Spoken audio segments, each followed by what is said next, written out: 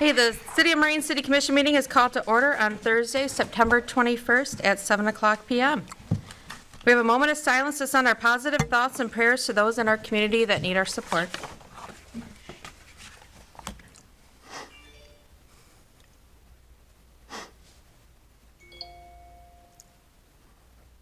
Hey, now please join me in the Pledge of Allegiance. I pledge allegiance to the flag of the United States of America and to the republic for which it stands, one nation, under God, indivisible, with liberty and justice for all. Get a roll call, please. Commissioner Bryson. Here. Commissioner Hendrick. Here. Commissioner Hillfrank. Here. Commissioner Clausen. Here. Commissioner Rorik. Here. Commissioner Ross. Here. Mayor Vandenbosch. Here. City Manager Atkins. Here. Okay, under item 5, presentations, proclamation, and recognitions, we have none.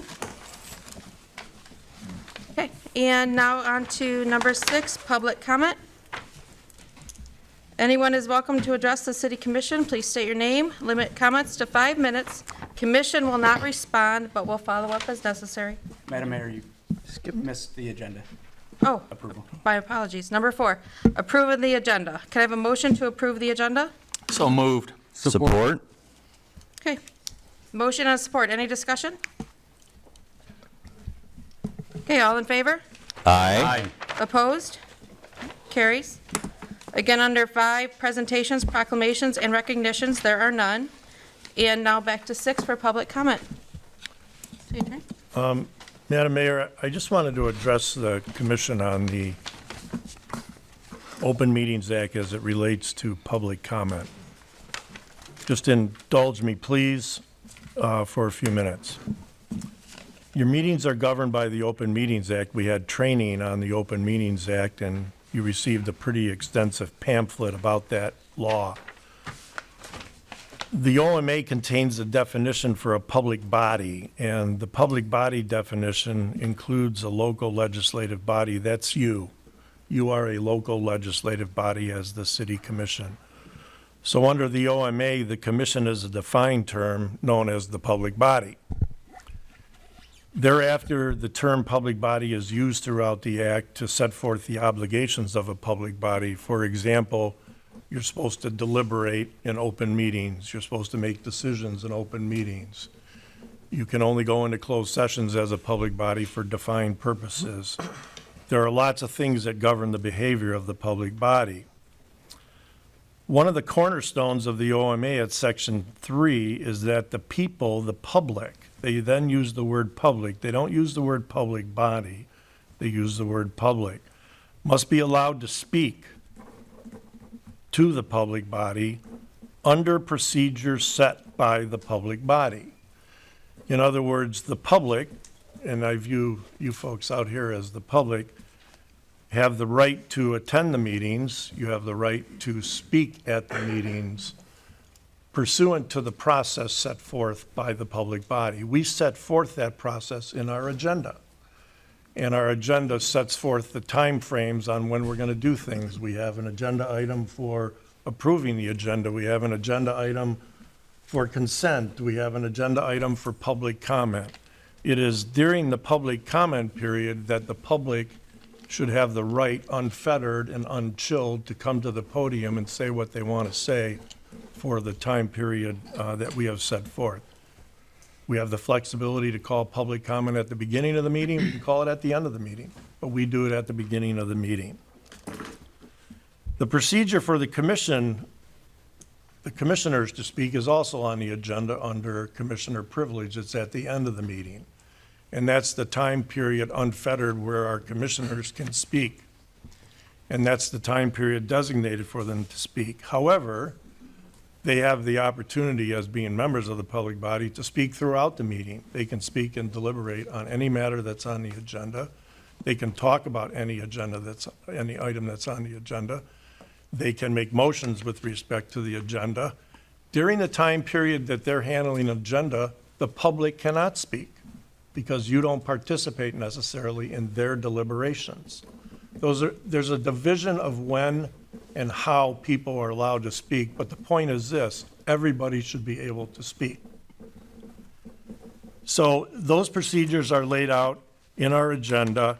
We allow for public comment, and we allow the public, we read, every time we have a public comment period, we read, you are now free to address the commission.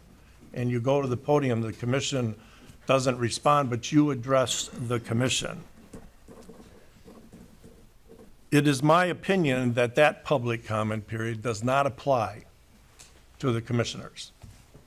And let me give you the several reasons why I think that is true. Number one, it would be inconsistent with your agenda because you have a public comment period and then you have a commissioner privilege period.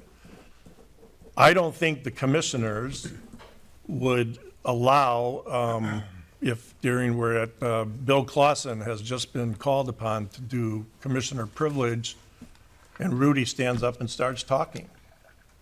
I think Rudy, you might be out of order at that point during commissioner privilege. And I think if you, and then Laura starts talking, then Laura, you would be out of order with respect to commissioner privilege. And then you would get gavelled. You would get gavelled. And if you just started going a little weird, you'd probably get handcuffed. So, you know, you would be removed from the meeting as being disorderly to the meeting itself. We also can't allow people to just start talking during deliberations on agenda items. That isn't one of the permissible times for the public to talk.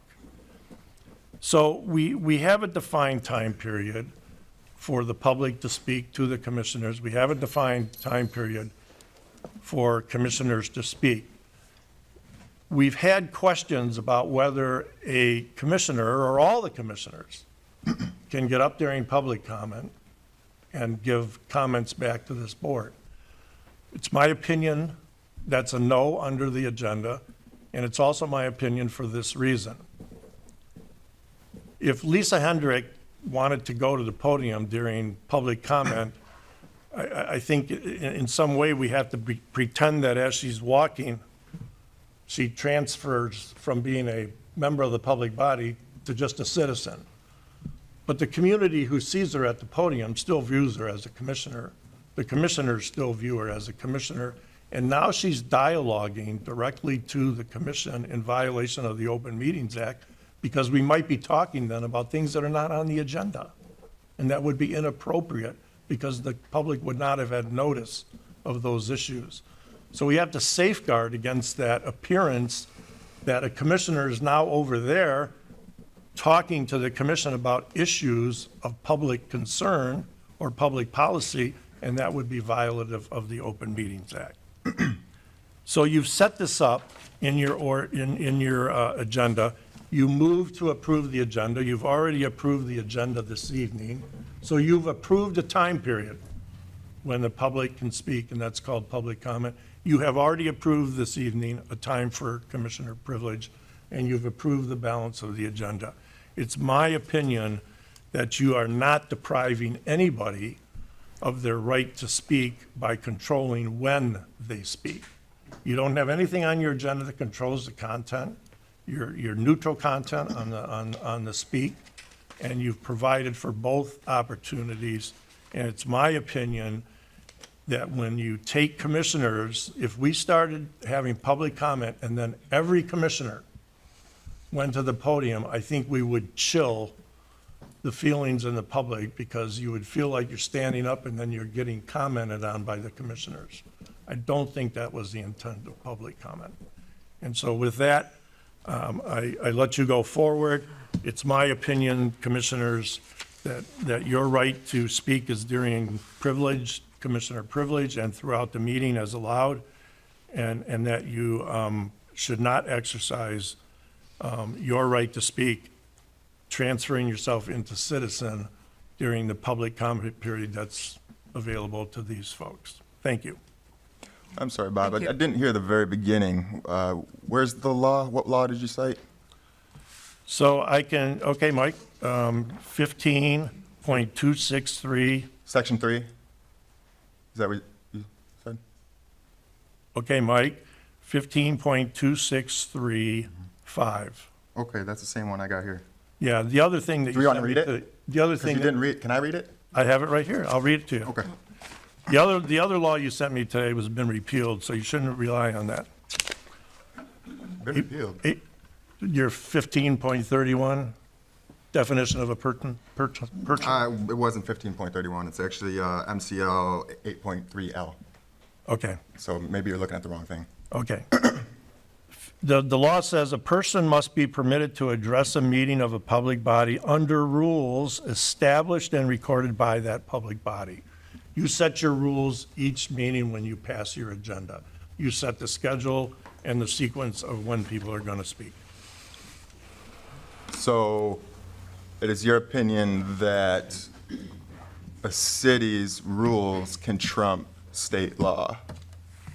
It's not my opinion.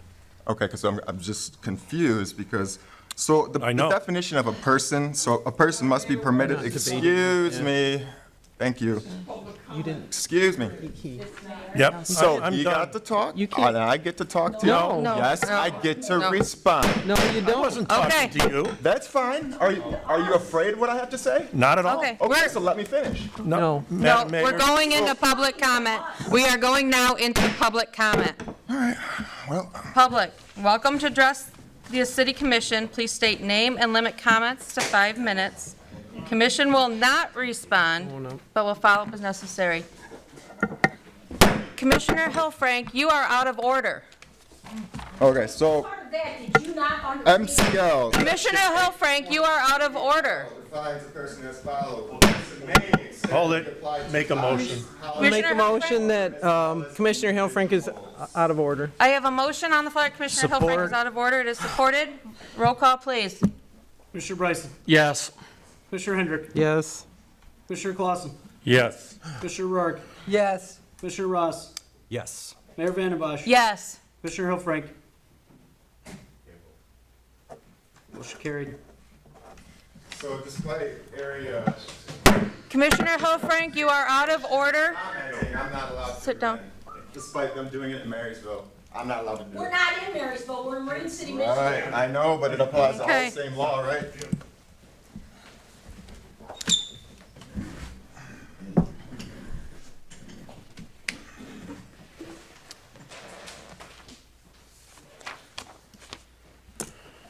Member of the public, anybody else like to speak?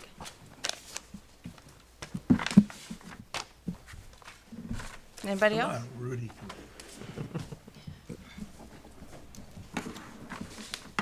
Rudy Menchaca, 315 Westminster.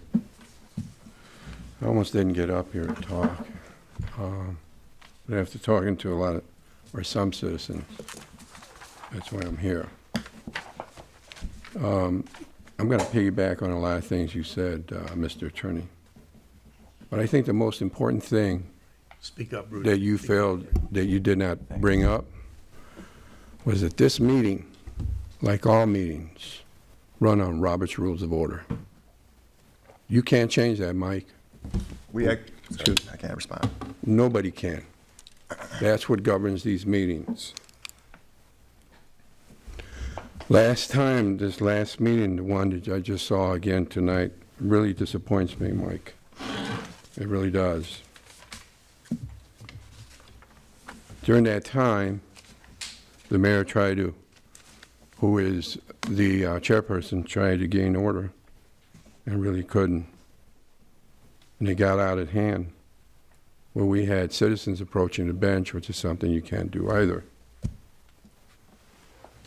Mike, you refused to comply. There is a, correct me if I'm wrong, called a question, motion, discussion ends. But in this case, Mr. Clausen made the motion, and at that moment, you stopped talking. You came up here and you asked the question, which is a really good question.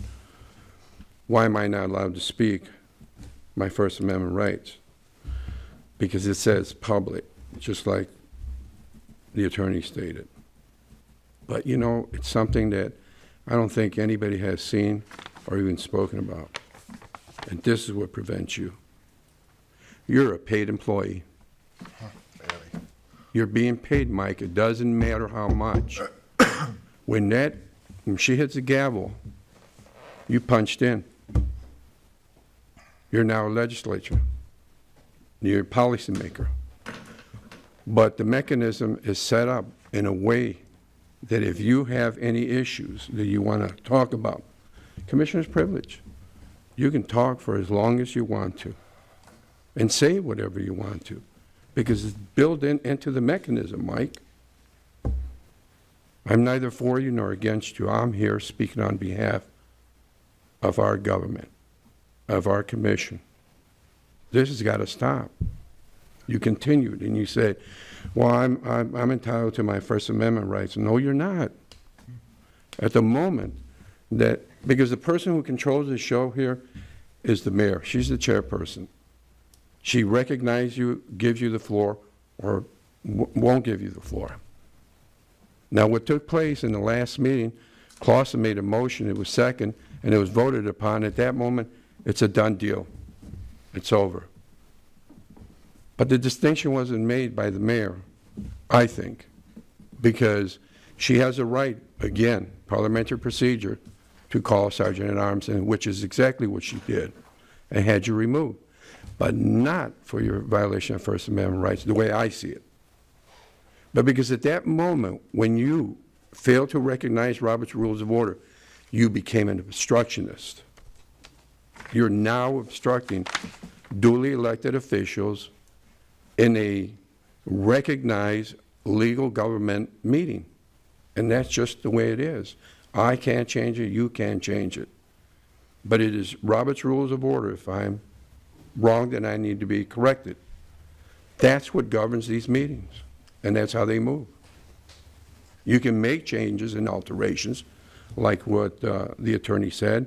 You can put public comment in the beginning, or you can put it in the evening.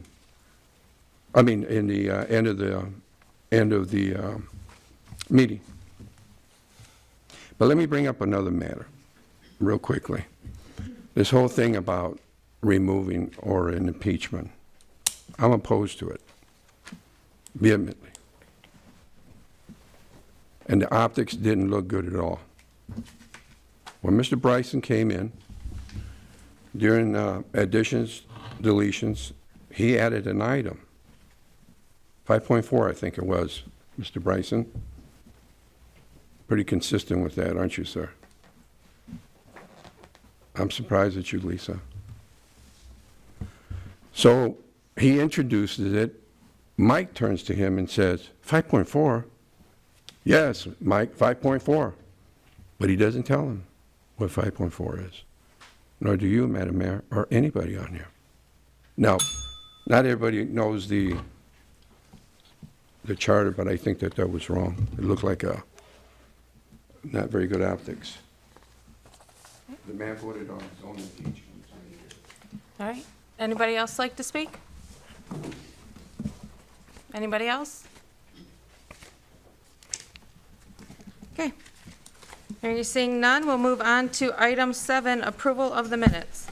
Do I have a motion to approve City Commission meeting minutes of September 7th, 2023?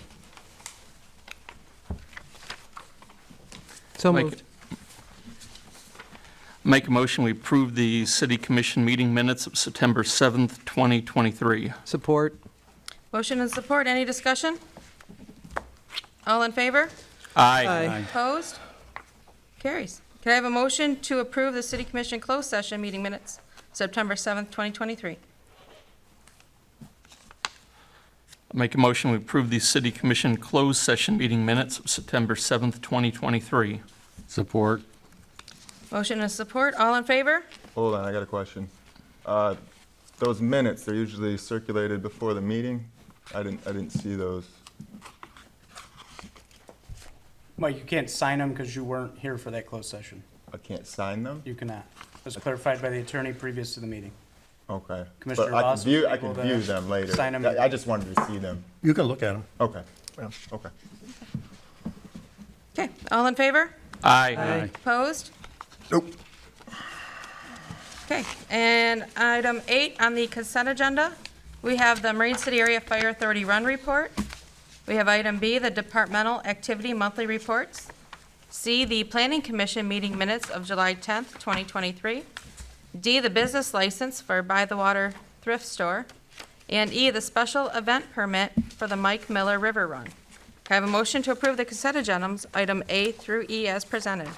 I'll make a motion to approve the consent agenda A through E. Support? I have the motion and the support. Roll call vote. Commissioner Hendrick, Yes. Commissioner Hilfrank, Yeah. Commissioner Clausen, Yes. Commissioner Rourke, Yes, Commissioner Ross, Yes. Mayor Vandembosch, Yes. Commissioner Bryson. Yes. Motion carried. Okay. And then on to number 9, items removed from consent agenda. There are none. And now on to item 10, financial business. We have expenditures including payroll in the amount of $3,244,104.88. And can I have a motion to approve the expenditures including payroll in the amount of $3,244,104.88? I make a motion that we approve the expenditures including payroll in the amount of $3,244,104.88. Support. Motion and support, and now discussion. Yeah, I have a couple questions. I mean, our whole yearly budget is 3.5 million, and we're expendituring 3.2 right now. We have a $1.3 million check going into the general fund.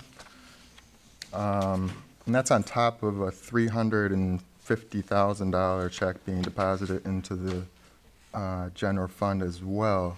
And I just would like some clarification as to those numbers and what the reasoning is there. I was going to make comment too. I did get clarification. So what we do is after we collect taxes as a I city. was actually talking to the city manager. Oh, okay. He's welcome to If answer. Mayor allows. Oh, yes, sir. Yes, so essentially, the tax fund serves as an escrow type of fund. So the money during tax collection season, we have 2 tax collections in summer and winter. The money's collected here, placed in the tax fund, and then dispersed back to the entities in which we collect. For the residents, if you look at your tax bill, you'll see that you pay a city operating millage. You may pay a school millage. You have millages for the state, various voted millages. We are just the collector for those funds here, and then we have to disperse those funds back out to those entities. So, for instance, you'll see one of the amounts here is the East China School District. So that is one of the payments. In this case, that's $566,000. The Marine City General Fund, we again collect in the tax fund, which is serving as an escrow type of account. We transfer it back into our general fund, and that is part of our operating revenue. Same with the state of Michigan. We collect money for the school state education tax. So we have to disperse that back out. So these are the 2 high points of the year, generally runs about 2.5, 3 months. When we do the summer collection, July, August, September, those are due and payable by the end of the month. And then we may have additional disbursements that would be at the beginning of October. And then again, when we get into winter, when winter collection starts generally in December, that'll run through usually to February. We'll again have higher collections.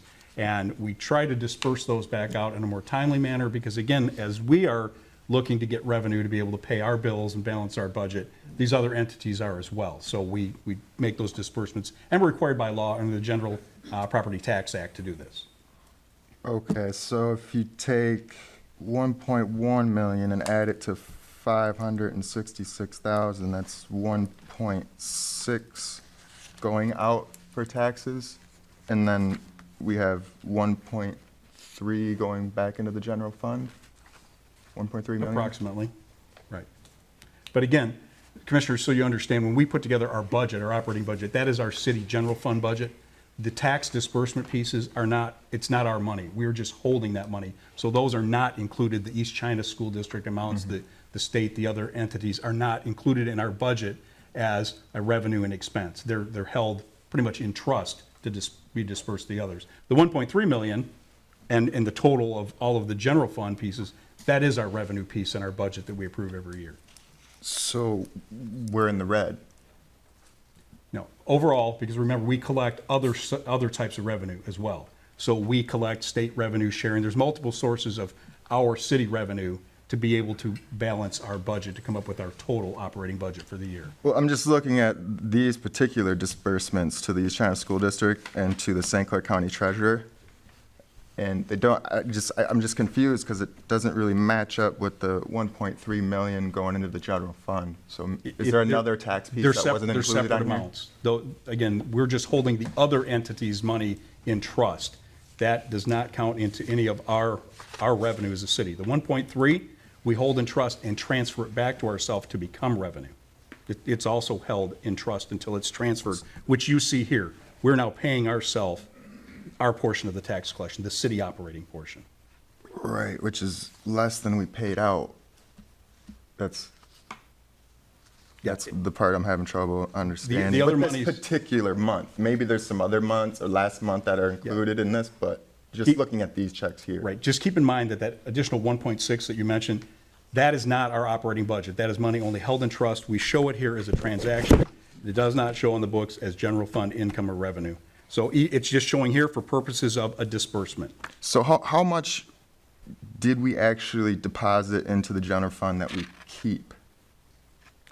Every piece that we deposit into our general fund. As far as taxes? When we pay back ourselves, that's all the city of Marine City's money. So all of the general fund money that's transferred in is our operating money that we account for in our budget. So again, this is one payment. We have multiple payments that happen throughout the year, including after tax collection is finished here. If somebody goes and pays their taxes late to the county, we'll then get a check from the county that will come in as revenue that goes into our general fund account. So each audit, at the end of the year, we account for all of the dollars that are collected. With the budget, at the end of the year, when the budget is completed, we have a total amount. So right now, we still have money coming in for the general fund. Okay, so what's our average general fund balance? Because I know the budget, it was like 350K? Well, we again have fluid operating money that we keep to pay our bills, and we also have money that's invested that we transfer in throughout the year because we have highs and lows of when our revenue comes in. So if you go back to your budget document that's approved generally every May, Yeah. that will tell you what the roadmap is for the year. The individual funds that we hold flex from time to time. We don't keep everything in the general fund checking account. We also invest money for safekeeping to transfer in throughout the year. That's part of our investments to operate. And this is general accounting that works this way in every municipal government. It's all the same. Yeah, just the numbers are wild when you look at this one sheet here. Yeah, I'm still struggling to understand how we're still not in the red, but that's okay. And I believe- I'll look into it further on my own. And there's some information, Commissioner, that I can share with you. Yeah. Michigan Municipal Treasurers, the Michigan Municipal League, that kind of have little one-pagers to explain a little bit. But again, keep in mind, if it's money for East China School District or the state education tax, we just hold that in trust, meaning we keep it in a separate account. We only transfer it from that trust, that tax account, to the general fund for the purposes of writing a check to pay those entities. So it's not our money. It's their money only transferred into the general fund, and you only see it here for purposes of us, you as a commission, authorizing a check to be sent to, which we're legally obligated to do to these Right. entities. And I guess that's where my dilemma is that the numbers don't add up, like as far as dispersing the amount of money that we're giving ourselves in the general fund. We give ourselves 1.3 million in the general fund, but we're dispersing 1.6. Yeah, 1.3 is all we own. That's the only money that belongs to us. The other money, again, is money held in trust, only transferred for a short term to have a check written, goes back out. So it's only on the books for purposes of accounting. It's not our money. That's why it's in a separate tax fund. Yes, I understand that part. I'm still not clear on the three numbers, but I'll do my own research on it. I appreciate your answers there. I do have a couple more questions. Synergy products for $16,000, 800. What is that concerning? Utility operating costs. Synergy is generally for our, it's either wastewater or water plant. I'd have to pull the specific piece. Those are, it's Synergy, I'm sorry. Yeah, that's the other. Synergy Auto is the authorization that the commission put forth for the police car equipment that was approved in May, I believe, Chief. So yeah, I'm sorry. That's Gotcha. That's correct. Yeah, my apologies, sorry about that. For the public's benefit here, so we got these nice new sheets where it lists each check that the city has doled out through the month here. But traditionally, in the past, we had a itemized list of what each check was actually for. Not just like the name or the organization that was paid, but like what was actually being paid for. Are we gonna get that back? Because I feel like the public could benefit from that information rather than less information like this. I shared with the commission that the Treasurer Finance Director had proposed a change in reporting to simplify the process, to make it clearer to understand. But keep in mind, Commissioner, that any member of the commission or the public can always ask any detailed questions about any item here, and we would be glad to provide support.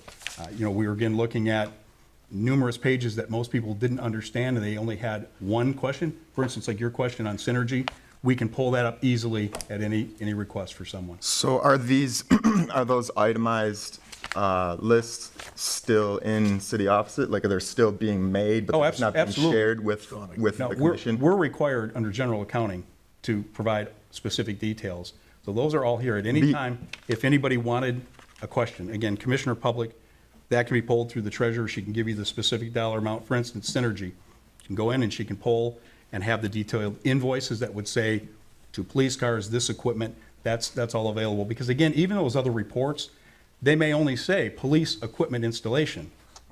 The invoices would say to protective cages, this set of lights. So we have multiple backup for all of the sets available. Yeah, it's great. I'm glad that there's invoices there. I'm more concerned about the information that the itemized information without separate from an invoice. Yeah, that same itemized information is still being recorded? That information has to be, by law, we're required. And we must maintain it because it's subject to audit. I mean, as the public knows and you guys know, I'm always going to be pro-transparency. And anytime I see less information in an agenda packet, I don't personally appreciate that. But I can appreciate our treasurer and her opinion, and obviously the opinion of yourself, Mr. Atkins.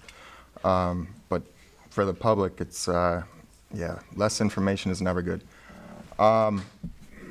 It is always available, Commissioner. Yeah, I know, but people get the packets, they look at the packets, and now they got to go one extra step to get that information instead of just going online and it's right there. It's ease of access, It is almost impossible to put everything online because we would have hundreds and hundreds of pages, because again, even the report you had. Oh, this has been going on for years. Yeah, We've had hundreds and hundreds of pages for years. Right, it's not like a new thing. What I was trying to explain, though, is even the report that you had would have just a summary. Even though it might have a little more information, it still wouldn't include specific invoices or breakdowns. And in some cases, let's use DTE as an example. We may have an item listed that'll say $4,000 DTE utility payments, and everybody understands. But here, we have the specific detail that says, okay, we have 14 separate sub-accounts. You're seeing, in the public, we're seeing, even on the other report, just DTE, we have it specifically by address, by account number. So that detail is always available anytime anybody wants to look at that. Yeah, And again, it's not really an inconvenience for us to pull that. It is an inconvenience for the public to ask for it, though, just saying. Next question, Davis Listman, PLLC, that's Attorney Davis's law firm here. That's a pretty hefty bill at $8,826. Can we expect these bills to be that much? I mean, considering, I did ask for the public's benefit, I did ask for the past year of Mr. Davis's invoices, and up until the last 2 months, most of them were around $2,000, $1,800, $2,500, and then just the last month was $7,000, and then this month was $8,000. And can I get a little explanation on that huge jump? Yeah. We have had significant additional requests sent to Mr. Davis as a result of meetings or legal questions, and those are all billable items broke down by invoice. We haven't experienced that volume in the past. It is significantly higher the last 2 months. Can you be specific? Like what specific? I can probably give you an example that will show up on a future one. That would be open meeting investigation into the law, marijuana statutes, those questions dealing with charter questions. Or just dealing with questions, contract. right? Memos written for those questions?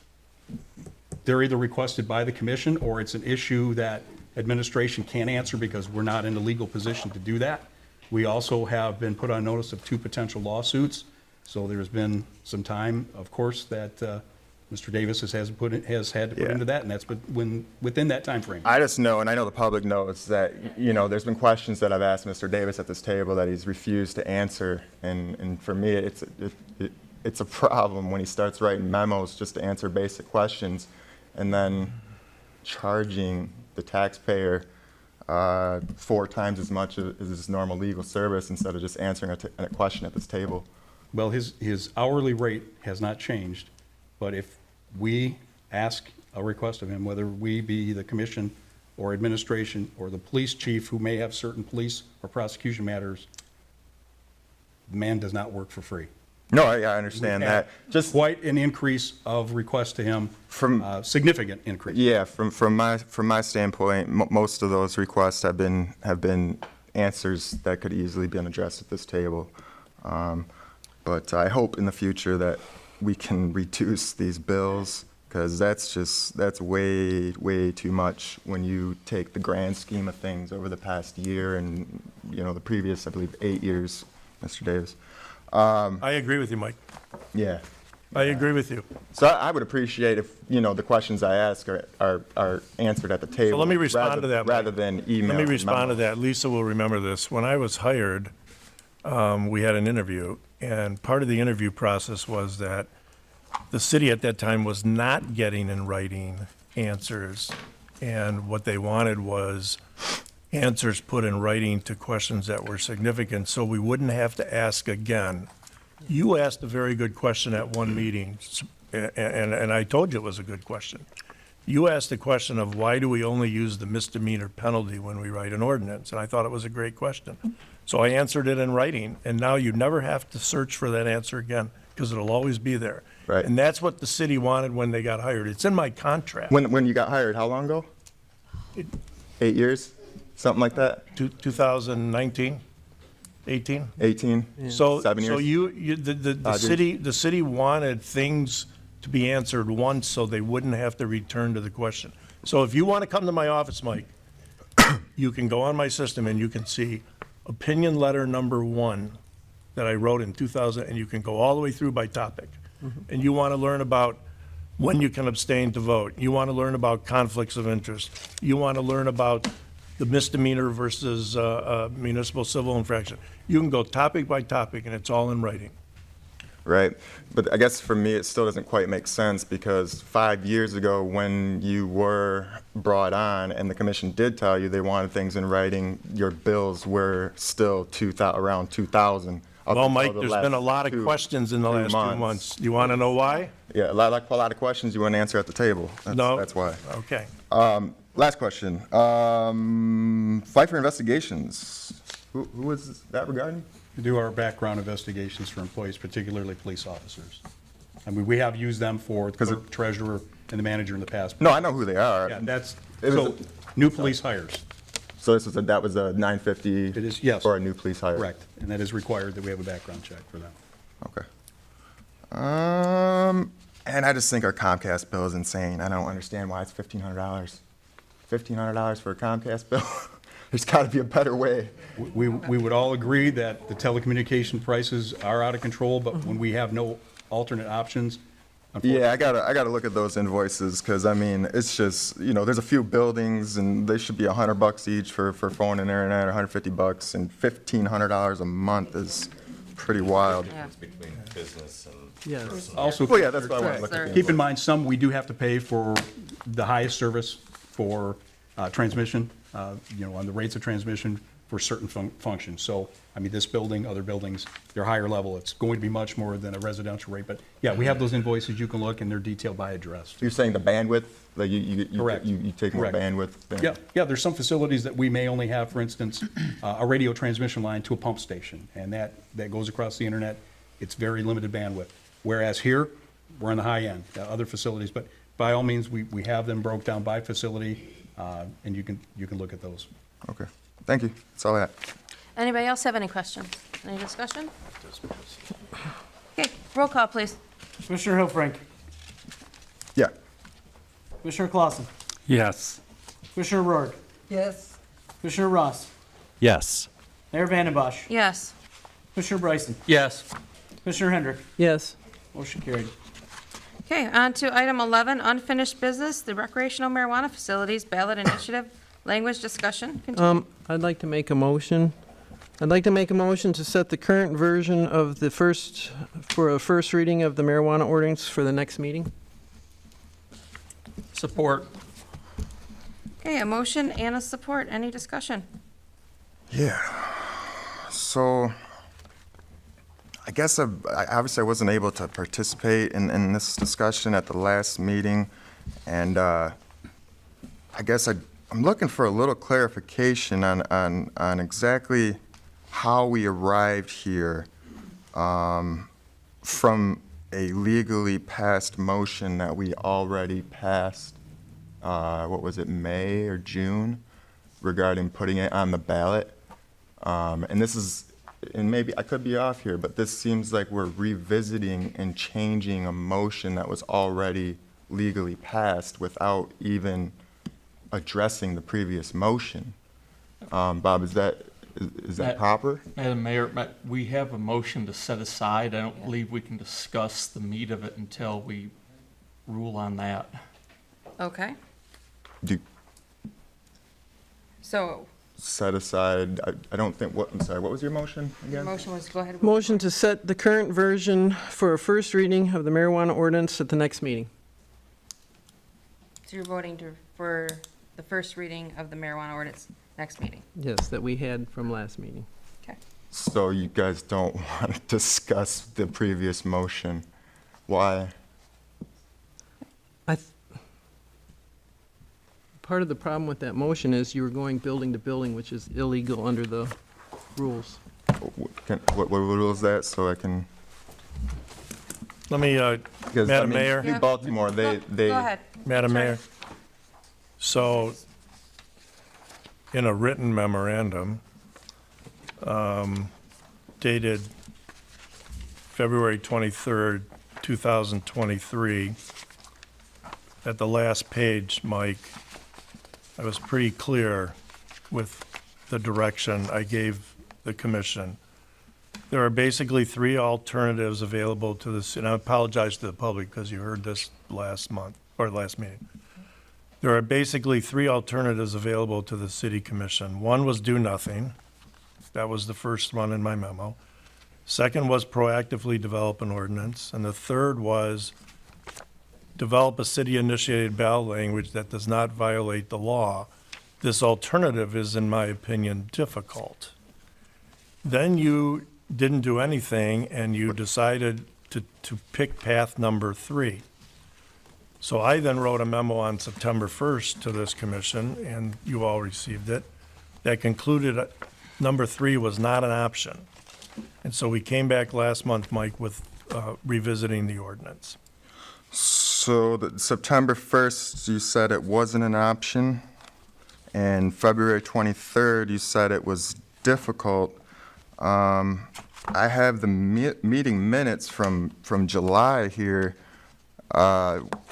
talking about, or I'm sorry, June, where you were talking about you wanted clarification on the motion that we had legally passed so we could put it on the ballot.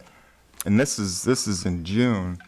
Correct. And this is after your opinion in February saying it would be difficult.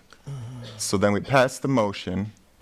I was not here when you passed the motion. Right, but you were here for the next meeting where you asked for clarification on that motion and clarification on the ballot language that you wanted to write. So I'm very confused at the flip-flopping of opinions here. I mean, it's February, it's difficult, but we could do it. It's I never said we could do June, you're asking for clarification, and now in September, all of a sudden it's impossible. So, I mean, which is it, Mr. Davis? I'm real confused as to your line of thinking and research here. Mike, I agree that you're confused. But, Well, I think anybody in the public would be after flip-flopping 3 times through an opinion. well, Mike, you know, I mean, did you If- flip-flop? if- Did you change your opinion 3 times? I did not. You didn't? No. So you didn't go from it's difficult to us passing a motion, to asking for ballot language clarification. You passed a motion. To then, excuse me, on the floor, to then say it's now impossible. That's not flip-flopping? You passed a motion when I wasn't here. I didn't understand your motion. And you came back at the next meeting. And I asked for clarification, and then I did, and then I, Okay, and then I did the research and issued the memo on September 1st. So you didn't do the research in February? I did the part of the research, and I presented it to you, and I said, pick your alternative, and let's go from there. But I told you option number 3, if we looked at it more seriously, was going to be difficult. Right. So I did preliminary research in February, and I said, you're going to have trouble with option number 3. You then made a motion when I wasn't here to go with option number 3. I then asked for clarification. I then gave you a legal opinion saying you cannot do option number 3. No. That's all I have to say. No. You asked for clarification at the next meeting so you knew what to write, and actually said at that meeting that you were working on the ballot language. It's in the minutes. I have it right in front of me, Bob. Read your June memo and read your June motion and tell me if you understand it. That's really not the point here, right? You asked for the clarification, which I gave you, right? You were No. asking what the special district meant, and I explained that we don't need one if you don't think we need one. Where in the And that was- minutes did you explain that? It's right here. Mike, your explanation on that didn't help me at all. It's right here. So unfinished business, June 20th, recreational marijuana facilities ballot initiative language discussion. City Attorney Davis sought clarification on prior motion to create ballot language. He inquired if it was storefront retail only and if it was allowed as permitted use based on setbacks. He also inquired what the creation of the special district request was. Commissioner Hillfink stated if it is needed to add it, if it was not, to leave it out. City Attorney Davis stated there was no need for that language to be on the ballot. Okay? So that was your clarification in July. And it was also the understanding of this commission that that clarification was going to lead to you writing that ballot language. Mike, I'm not then- going to have the city engage in a ballot process. That is not lawful.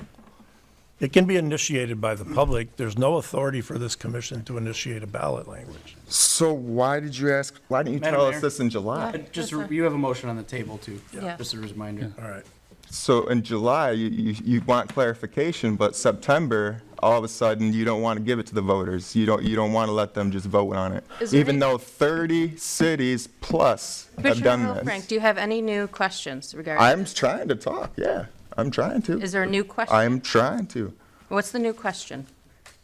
Because you keep asking the same question over I Attorney don't Davis. think I asked the same question. I'm simply asking for clarification and on why Mr. Davis's opinions seem to flip with the weather. You need to read his opinion.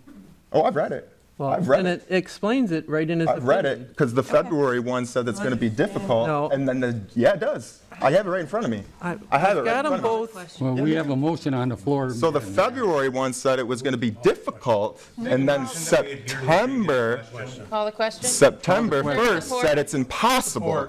I have a motion and a support to call the question. So you guys don't want it to go to the voters, like you all said you We did. can't let it go to the voters. Can I get a roll call vote, So other please? cities, There can be no discussion except Commissioner for Clausen. other cities, the 30 others that did it, Lisa, that you. We're even calling the recommended? vote. Commissioner Hillfrank. Didn't you say 30 other cities? did it? Commissioner Hillfrank. You have to That's why vote, we put it on the ballot in the first place? you have to vote on Pretty sure call, you said that. Hillfrank? you have to vote on calling the question first. Commissioner Clausen. Yes. Commissioner Rourke. Yes. Commissioner Ross. Yes. Mayor Vandenbosch. Yes. Commissioner Bryson. Yes. Commissioner Hendrick. Yep. Commissioner Hillfrank. No. Now you vote on the motion.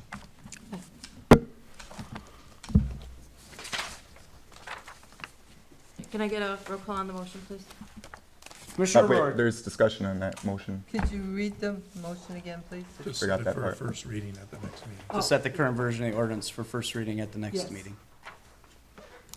Commissioner Ross. Hold Yes. on, discussion, right? We're on, yes, We already had Call the discussion. We called a question. question. Once we call the right. question, And discussion that is done. question, No. didn't we have two motions? We have a motion to set aside? We've called the question, we voted on it, now we vote on the motion. Call to question means you go straight to the voting on the motion. Right. So, More discussion. Motion I made. So the discussion is finished. so, Done with discussion. more censorship. Yep, there we go. More Read the rules and censorship. procedures. Commissioner Ross. Yes. Or censorship. Mayor Vandenbosch. Yes. Commissioner Bryson. Yes. Commissioner Hendrick. Yes. Commissioner Hilfrank. No, I do not believe this is proper. Commissioner Clausen. Excuse me, I get to qualify my Commissioner vote. Can't qualify I anything. can, people qualify their votes all the time. Commissioner All of a sudden, Clausen, I can't vote. qualify my vote. You are out of order. I can qualify my vote with saying that I think that it should go to the voters. I think this is a violation of the voters and their right to vote on this like they want to in You order get a to marijuana keep them facility. out of the city. Commissioner And Clausen. if All right, Yes. you continue, I will do Motion the carried. initiative myself. Motion All right. carried. okay. That's a promise. We're on to item 11B, update and status on Charter Section 5.4, removal from office. So at our last meeting, I requested that the city commission initiate the removal process for Commissioner Helfrich under section 5.4 of the city charter. And the commission approved that unanimously. So this evening, I would like to provide a draft resolution that formally lays out the charges against Commissioner Helfrich. This is fine. And I would ask that if anyone has, first, I would ask that the draft resolution be placed on the agenda for our next city commission meeting for consideration and possible action. I'd also like to say that if anyone has any questions, comments, additions, removals, et cetera, please call me, get in touch with me so we can, make sure that your voices are heard in this document. So, and then lastly, if this resolution or a version of it is approved at our next meeting, I would like to request that at that meeting we also set the time and date of the hearing for Commissioner Helfrich's removal under section 5.4 of the city charter. And that the resolution, the approved resolution of charges be formally served on Commissioner Helfrich at next week's meeting, again, if approved. Isn't that what this is? It's just a draft at this point. Okay. I have a couple comments. No action. There's no action on it? So, You move on? Charter Section 1, So we're good to move on? excuse me. Well, no, we are just moving on, clarifying there's no action to be taken. He's just introducing it, correct? Yes, he's introducing it, and we get to discuss it. Since when do we not discuss anything that's introduced? All right, I'm just clarifying, the attorney was trying to make a statement, I'm trying to listen to No, what he was saying. I was asking, I don't think that's a motion, right? You're just asking that. It is not, I'm just asking for it to be I was added just to the I was just seeing if it was a Okay. motion, Mike. next week's, or the next meeting. Okay, Okay, well, I'd like to state that 117.36 of the Michigan State laws clearly states that no provision of any city charter shall conflict with or contravene the provisions of any general law of the state.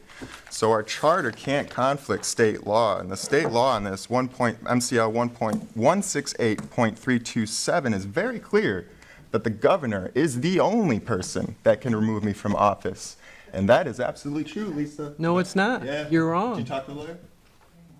I did. You think I hired a lawyer because I didn't think it was a fact? It's right here. It's right here. It's right in one, okay, so, but a city officer shall not be removed for misconduct or neglect not until reading off the charges law. of, what? You're not reading everything. What do you mean? The governor thing? I can start at the beginning It if you has like. nothing to do with that. It has nothing to do with the governor? It says it right here. The governor shall remove all city officers chosen by the electors of a city or any ward or voting district of a city when the governor is satisfied from sufficient evidence submitted to the governor that the officer has been guilty of official misconduct, willful neglect of duty, extortion, or habitual drunkenness, or has been convicted of being drunk, or whenever it appears by a certified copy of the judgment of a court of record of this state that a city officer, after the officer's election or appointment, has been convicted of a felony, which, yeah, that didn't work, Jason. It's not a felony anymore. The governor shall not take action upon any charges made to the governor against a city officer until the charges have been exhibited to the governor in writing, verified by the affidavit of the party making them that he or she believes the charges to be true. But a city officer shall not be removed for misconduct or neglect until charges of misconduct or neglect have been exhibited to the governor as provided in the section, and a copy of the charges served on the officer and an opportunity given the officer of being heard in his or her defense. Meaning I have to be heard in front of the governor. And in the history of Michigan, a governor has never removed an elected official. Never. It's never happened. Came close with Kwame Kilpatrick, but he resigned before he was subject to that hearing. You don't think the Detroit City Council tried to get rid of him? I'm pretty sure they did, but they weren't able to. It has to go in front of the governor. Again, this board and this attorney is not following the law and just does whatever Bob says. Okay. Any other discussion? Okay, moving on to 12, new business. Under discussion items, A, board consolidation.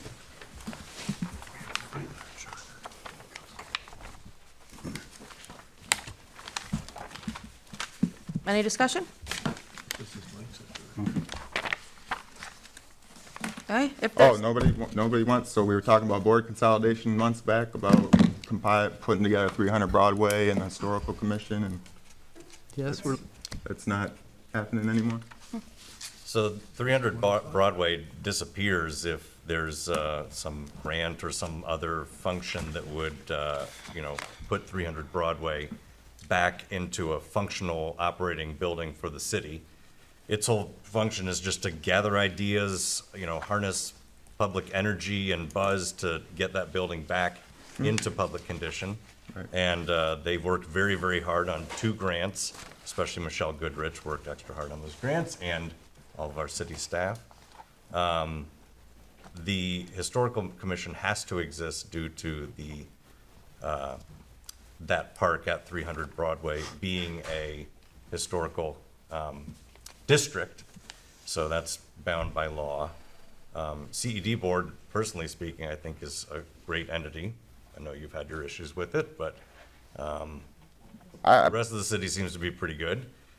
So, again, feel free, throw darts as you see fit, but. No, it's not throwing darts. This is a comment. Commissioner Ross is speaking. I'm fine. Go ahead, I thought you were done with the inappropriate comment. Okay. Anyway, again, 300 Broadway Commission would cease to exist after any such improvements to that building would be completed. So, again, throw darts as anyone sees fit, but personally speaking, I feel that they're all very warranted and good. And, would ask also feedback from the city staff if it seems, burdensome or anything at this point. Or Scott, if you would like to do that in private with them, I feel that, nobody wants to be a burden to this city. Nobody on these commissions or committees. So if that is an issue, then of course let us know and bring it to the table for removal. But I see them all as very helpful. And there's a lot of buzz in the city about that building. There was just the Historical Society fundraiser not long ago. A lot of interest in that building and what benefit it could bring to the city. Now I'm done. Okay, so months back, we had this discussion already, and I believe Attorney Davis and the city manager there had already had preliminary discussions as far as combining some boards. They didn't think the CD board and the Tifa board combined, that didn't come up, but I remember specifically you guys saying that it was probably a good idea to combine 300 Broadway and the Historical Commission. Of course, to save time from our clerk and save time from documenting all these various boards. And when these things get mentioned at meetings, it seems like things kind of fall to the wayside and they don't happen, and that's my only concern. Madam Mayor, if I. Yes, sir. Commissioner, I believe that some of this discussion likely either happened before I was here and even under the interim. I know that it did come back up again in May. Oh, let me finish. I believe it did come back up again in May. Okay. But again, this administratively, this is an item, and your request to have it on the agenda is really for me to gather direction or concerns from the commission. I can tell you, and I have no problem answering Commissioner Ross's question, there's been no indication from the staff that they're overburdened by any of the work, by any of the boards, committees, or commissions. Again, I believe May we had some conversation, it was at a workshop. There may be some legal pieces in dealing with the TIP if there's any outstanding obligations or things, but I don't believe that we, at least administratively, had clear direction from the commission's intention to move forward or not move forward. So I agree that putting the item here for input from the commission helps guide further action administratively. And same with the next item too. It's kind of unclear what the commission's general marching orders are, and I'll follow the marching orders of the commission, but I think that piece may still yet be unclear. Yeah, I just know we did have that conversation, and I remember specifically Bob saying that combining those two boards was something that did come up before. And yeah, it's just, you know, like a lot of things, as in the next thing on the agenda here, we talk about at this table, and it seems like we do arrive at a decision. We do arrive at a direction, and then nothing really comes of that. But Anything else? And Mayor, if I can get, there was no motion that I was made aware of any direction. So again, Okay. Commissioner, if there was, I would take action on it. There was discussion in May. There was probably discussion before that, but there was no motion with direction on this. That doesn't mean that, you know, certainly if liaisons from each of the respective committees, whether it be 300 Broadway or CED, if they have discussion at their committee, if the commission ever wants to discharge one of those committees or add other committees, that's a commission action, and I'm willing to do that. sure. Yep, that's understandable. I just, like I said, just trying to bring things up that we had talked about before that just kind of get forgotten about, it seems like. But that's what the commission believes, that we need all these boards and we're not overburdening our staff, and that's fair. All right. All right, moving on to 12B, business retention discussion. Madam Mayor, I can provide some information upon the request of the commissioner to have this placed on here. The CED board has been very active within the past several months of meetings. I see Mr. Moran is here on looking to address the business retention issue. They have had discussion and continue active discussion, working with partnering agencies such as the Chamber of Commerce. I believe they have a guest speaker coming up from the EDA, and we are hoping to have a guest speaker from the MEDC coming forward, again, on suggestions of what type of business retention initiatives and actions could be taken. And that is one of the directions of the CED board, and perhaps, you know, it may have been dormant in the past, but I know that discussion has been active discussion, and I kind of look and think three meetings or so at least, and is also continuing at their next meeting with the guest speakers. So that initiative is moving forward and may expand to this commission for broader initiatives or direction upon a recommendation, because they are just a recommending board. Yeah, maybe I wasn't as clear with my request to add this. There was a discussion, again, that we had about getting the CED board together along with this commission and having a workshop together with all 14 of us to come up with some great ideas as far as business retention. And I even brought this up again, and you said workshops were going to start again at the end of August, I believe it was. And August came and went. Again, it's just another really good idea that we had talked about at this table. Was there a motion? No, but it was still, there's things that happen in the city without motions all the time. But we did have that discussion to bring the CED board together and have a workshop on that. So are we no longer interested in doing that? I believe that it may still yet happen if the commission feels so. However, there is another important piece that's happening that I think is very relevant, and that's the work on the master plan of the community. So in discussion with the CED, and I know that it's actively being discussed with the Planning Commission, that's one important step, Commissioner, that should probably take place, because if there are going to be changes in zoning districts or tweaks and modifications, you don't want to send the wrong message out on a business retention push, and then all of a sudden, the business you're trying to attract in a certain location can't go there for various reasons. So, and that is actively going on, the master plan work, which I'll talk about in a little more detail, to be able to set direction. And I think that makes sense as we talk with CED, who's working hand in hand with the Planning Commission, And then you'll likely also have not just this, potentially the city commission, the CED board, likely the planning commission, could potentially be the TIF board, other agencies, the chamber, that will all come together and maybe some town hall type of discussion. But in the pecking order, trying to get that planning piece is hugely important for business retention of the zoning questions that'll come out of that.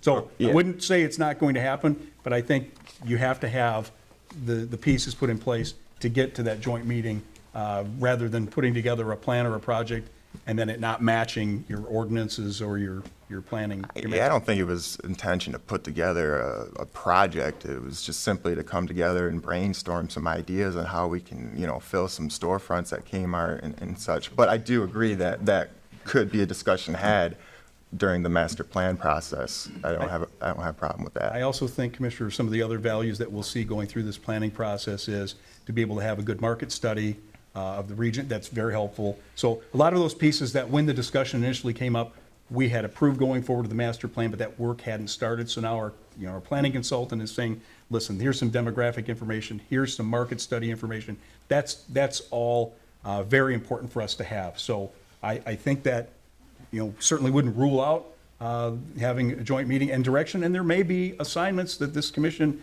may turn around and by motion, put the planning commission in charge of doing X and maybe the CED of doing Y. So I do think what they're doing now is not a waste of time. It's just making sure everything is lined up to move to that next step. Oh, no, of course, it's not a waste of time. No. But going back to your comment, maybe we're having a town hall about the master plan? Is that? I'm going to discuss that under my report. We discussed it once previously. There was just a date change, so there is an open visioning session. I'll get more details to everyone. So we are going to do the roundtable discussion still? There is going to be an open drop-in visioning session that'll be coming up, and I'll what? A drop-in visioning session, a kind of a open house that'll be put together, being led by the planning consultant from McKenna, who we've hired to do this job. And I'll detail that. I'll detail it in my report. I'll get more questions then. I have a question. Yeah, Commissioner Ward. Commissioner Hilfrink, if you put this business retention discussion on here, where is your ideas and plans for it? So we have something to discuss. Like I said, I didn't specify. I'm not even sure if I actually but used what's the point? that language there. The point was to have a joint brainstorming session like we had talked about with the CED board and the But commission. you don't have any ideas or suggestions? That was simply my question, is if we were still going to hold those brainstorming sessions. Right. That's all. That's All it. right, anybody else? Okay, moving on to 12C under action items, the Blue Care Network Retiree Healthcare Group Benefit and Rate Contract. And can I have a motion to approve the Blue Care Network Retiree Healthcare Group Benefit and Rate Contract? I'll make him, go ahead. I'll make a motion to approve the Blue Care Network Retiree Healthcare Group Benefit and Rate Contract. Support. Okay, a motion and a support, and for discussion. There's no change. Okay, no discussion, roll call vote, please. Commissioner Ross. Yes. Mayor Vandembosch. Yes.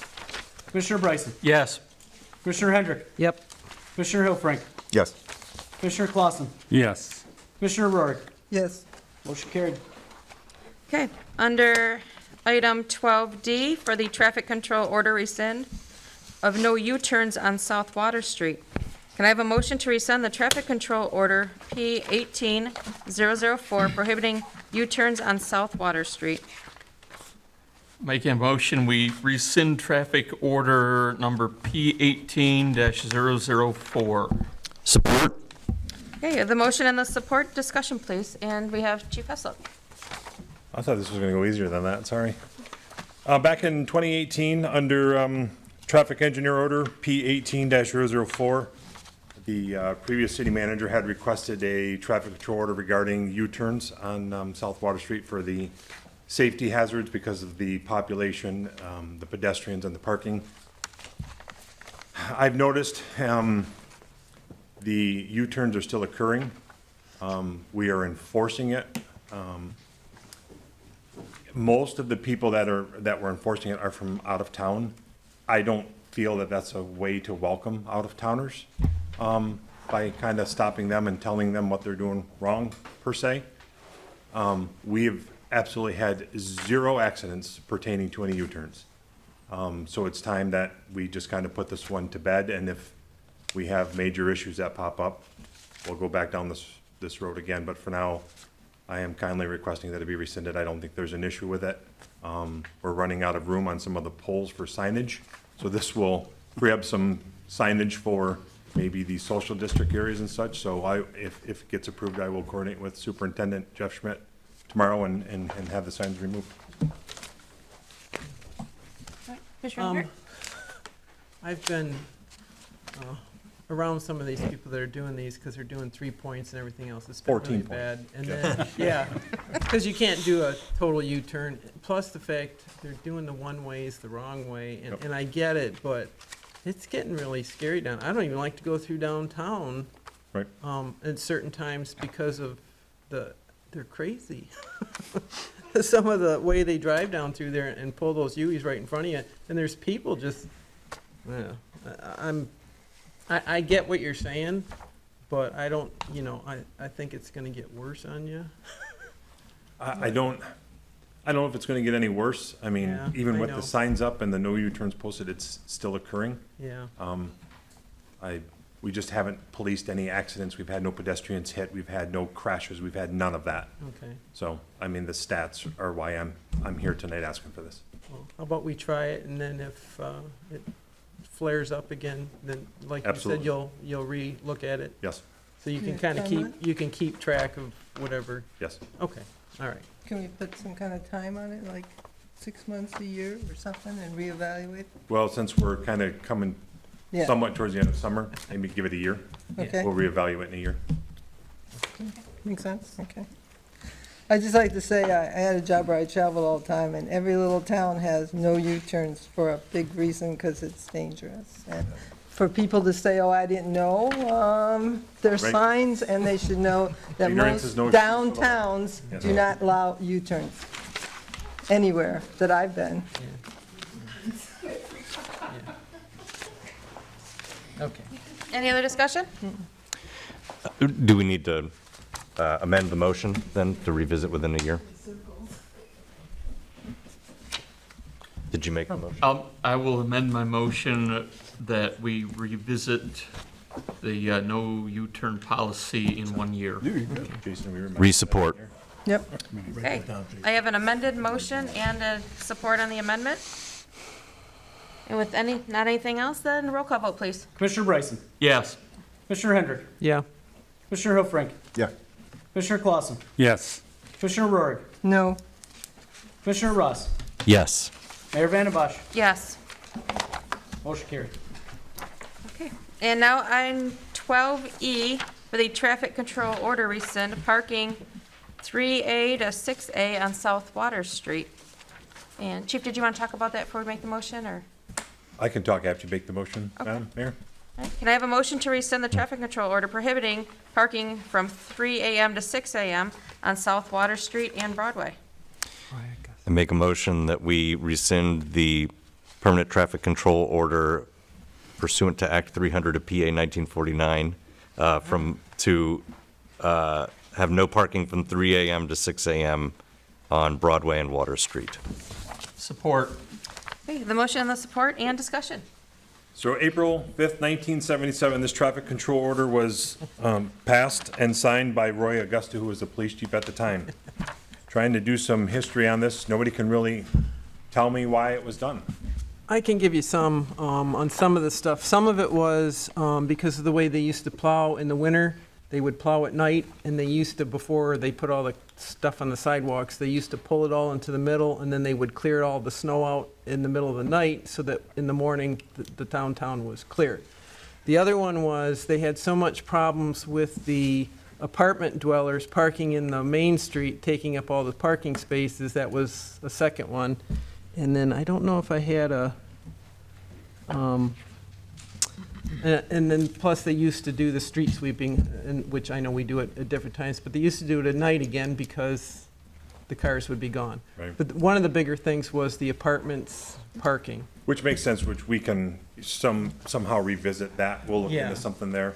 I particularly coming up here this evening, my officers are writing these tickets at 4 or 5 o'clock in the morning. And when the people come in to pay their tickets, the first things out of their mouth is, we left our cars there because we were too intoxicated to drive home because we were at the bar. How can we penalize those people for doing the right thing? So, talking to Superintendent Jeff Schmidt, he's okay with rescinding this. We can figure out something in the meantime to address the apartments down there. Yeah. But for now, I don't think it's right for people who are doing the right thing. Because I'm telling you, 90% of the tickets that people come in to pay Yeah. have that same reason. Yeah, I'd say the biggest issue you're gonna have is the parking issue for, We can figure that out, yeah. yeah. But for now, I just want, Yeah. it wraps around onto Broadway all the way down South Water Street.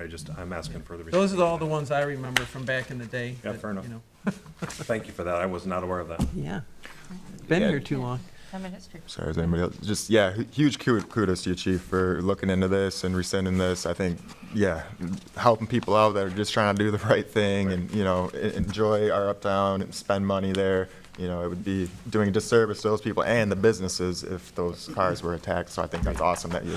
Thank you, sir. Thank you. Maybe you could have something like some cities do, where you can't leave the car there more than 24 hours or something like that. They have to move the car. Some other places do have things for that. I can check around, see if Yeah, there's see other what- municipalities. See what that have- they do with it, yeah. To address that, because I know with the apartment complex there, they do have parking on the east side of the building, but you're gonna get some people that are gonna take advantage of it and such, so Or, yeah. we'll figure it out and we'll get it addressed, and I'll bring it back to you with a Okay. solution. Okay. What I was gonna say is, as long as you'll bring it back if there's any issues Yes, sir, I will. whatsoever. Yep. Yeah. Appreciate it. Anything else? Roll call vote, please. One more, please. Commissioner Hendrick, No. Commissioner Hilfrank, Yeah. Commissioner Clausen, Yes. Commissioner Rourke, No, Commissioner Ross, Yes. Mayor Van den Bosch, Yes. Commissioner Bryson. Yes. Motion carried. Thank you. Okay, thank you, Chief. Okay, on to item 13A for the city attorney report. Nothing, thank you. Okay, I had a question. I know I've asked almost every meeting. When are we going to talk about UHY and all the Well, it bad was- job they did and maybe some money we're going to get back for the bad It job? was scheduled for the August 3rd closed session, and we all didn't get to that issue. It's on the closed session tonight. It is? Oh, you just didn't specify. Gotcha. 13B, the city manager's report. Yes, Mayor, Commissioners, thank you. At a previous meeting last month, I had mentioned that we were looking to do this community outreach, kind of open house session on October 12th. Because of some conflicts, that date will actually be Tuesday, October 10th. It will be from 4 until 8 p.m. here at the municipal offices. We're calling it kind of a drop-in open house event, meaning anytime between 4 and 8 p.m. We encourage residents, visitors, business folks, students to come to the municipal offices. It is being coordinated through the Planning Commission with our planning consultant from McKenna, Brigitte Smith, or her new last name, Joe, that I can't recall. Wolf? There we go.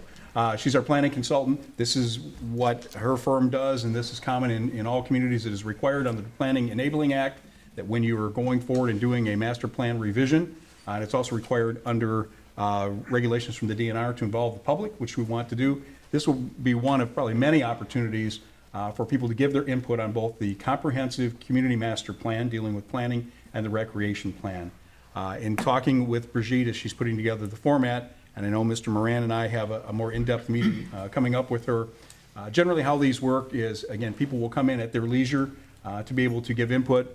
There'll be a number of tables or stations or boards, perhaps even sticky notes. It's done a number of different ways for people to share information on topics. So whether it be housing or parking, parks, whether you want a splash pad or these type of activities, there'll just be a number of different items here. And then even items that aren't identified in the list, an opportunity for people to put that sticky note or give their input and share. Our planning consultant is also looking to coordinate with the Chamber of Commerce to be at one of their events for their members, and also invite other businesses to attend a business portion, to go out to the seniors and meet with the seniors to get their input. And then I'm working on trying to get a program that we can have our high school students participate by being able to share their information of what they want to see the future of Marine City being. So it's an open public process. I believe we have the new revised flyers that we're going to be sending out. It'll be on the CTV, it'll be in the newspaper, we'll do press releases, and we're going to have it, of course, on the city website. Again, this is the first big one coming up of the open session. Again, wanting people just to come in and give their input. It's not a formal setting. It's going to be very informal, so people can feel comfortable of sharing their input of what they want to see Marine City looking, down the road in the future. So, again, October 10th, which is a Tuesday, 4 to 8 p.m. here at the municipal offices. Much more information coming out to promote that, but we want people to start thinking ahead of time of what type of things they want to see. This could even be helpful, again, of what type of businesses do you want to see in the community? What do you want to address for housing? Do you need more duplexes or more senior-friendly housing or empty nester? I mean, it is a wide open canvas. And then that information will be taken and compiled, discussed again through open meetings and a process with the Planning Commission, with the City Commission, before any final document for the master plan revision is put forth. So it's a drop-in open house. Is there going to be like dialogue back and forth with this, or people just come drop what they have to say? And I can only tell you that I assume in ones that I've been involved with in the past, and most planners do it the same way, they will have people working at individual stations, so likely will be some of their staff, could be members of the Planning Commission, possibly from the Chamber. That'll help facilitate dialogue between people, asking them questions, so it just isn't a sterile environment. So there'll be an interactive piece with that as well. I don't have all of the definition, but that's why we hired a planner to do this. That's what they do. yeah, okay. I guess I got a wrong picture when you said roundtable discussion on the post on Facebook. I'm not sure if you made the post or who made the post, but. There will be some of that in breakout sessions that you'll have, but again, we haven't met with her on the specifics, her being Brigitte, again, our planner, but I'm sure she'll have multiple pieces that are best practice pieces that they've used in other communities that she'll put forth. So as soon as we have our meeting, I'll have more information to share with all of you on the format. Yeah, for me personally, I think like I had sent you the text earlier, I thought the roundtable discussion was an amazing idea, because I think that's part of the issue a lot of times, is that there's not enough dialogue back and forth with things, and people kind of just talk, and then they don't get responded to. And I think that back and forth, if you want real input, is super important. And as far as the time, 4 to 8, that's going to be hard for a lot of the working class folks to make. There's no perfect time, but the other thing that is happening in this is we still have the survey open that people can participate. The QR code is on the website. It's on all of the flyers that come out. It's the same that was distributed here a couple months ago. So again, people who can't make it can still participate that way, and we are kind of a clearinghouse here. Anybody that wants to come in and drop off comments, they want to email comments, we will set those direct to Brigitte that she can incorporate. So if people can't make the physical event, and then there will also be other opportunities, Planning Commission meetings where the discussions are held. Here, there'll be a public hearing at the commission level. Those are all required by law, so there'll be numerous opportunities for people to give input at different. Yeah, I just want to reiterate that the discussion aspect of it is super important. Also, I'd mentioned to you in the text as well, is there any way we can set something up virtually so people can participate in this open house online? I don't know if that's possible yet. We haven't met with Brigitte, but I know that she's willing to try to look at a number of ways to get people involved. And again, if that virtual component doesn't work, Commissioner, I'll tell you, it would be very difficult if you're going to have multiple stations to be able to do that virtually, because, again, you could have 4, 5, 6, 8 different topics and stations. It would be hard to cover that. But when Mr. Moran and I meet with her, we'll have a little more idea of what her format is, and if that's a possibility, I'll share that. Yeah, like I said, just the time kind of has me, like 4 to 8. Like most people are still working, at 4, get off 5:30. Yeah, and they can stop in any time up till 8 o'clock, and we're not going to close the doors. If somebody pulls in at 7:59. And as you know, I mean, a lot of those people have trouble making it to these meetings, which is why I brought up, is there a possibility we can do this virtually? Because this is about the master plan, correct? 'Cause Correct. Yeah. Yeah, So, I mean, that don't input- know, again, the planning consultant, we'll have more conversation with her and see if that's an option. Okay. Commissioner Hendricks? I know in the past, and I think Joe remember, we had one, the last time we did it, we had it over at the Washington Life Center, and we had tables, and everybody was in there. That's part of the process. So that gave everybody an opportunity to put in their input. We had boards, we had everything, and all that was entered into the master plan at the time. So I'm sure they'll probably do something I similar. believe, What was the Mr. Moran, that time? that is one of the additional, It was in the evening. They're always in the evening. I mean, you can't have them at 4 midnight. o'clock's not the evening, though. 8 o'clock is, they were Yes. usually at 6 or 7 o'clock 6 when or they 7. had. Was there a good turnout? Or? Yeah, it was a good turnout, and we even, I think we even did, Channel 6 even covered it on the TV. So we I covered believe it. there'll be more, and Washington Life Center was Yeah. identified. They're also talking about doing some daytime events. Again, trying to get as many people as possible to be able to participate. Do you have an idea of when the survey will be closed? Because I had received some questions about survey open, and I said, just take it, you know. Right now, I think until we meet with Brigitte, coming up here soon, you know, it's going to be open. We want to have it open as long as possible for participation, but I know that she will have to close it at some point to compile things. Sure. I don't expect that will happen until after these open house sessions take place. Okay, so- But I'll have a more defined answer after Mr. Moran and I meet with her next week, Okay. or in 2 weeks, roughly. Madam Mayor, a couple of other items. Thank you. Also, want to let residents know that FEMA will be having a national emergency alert test. There's not a lot of talk about this right now, so it's important to at least get it out as much as we can. Again, it's a national emergency alert test that'll be on Wednesday, October 4th at approximately 2:20 in the afternoon.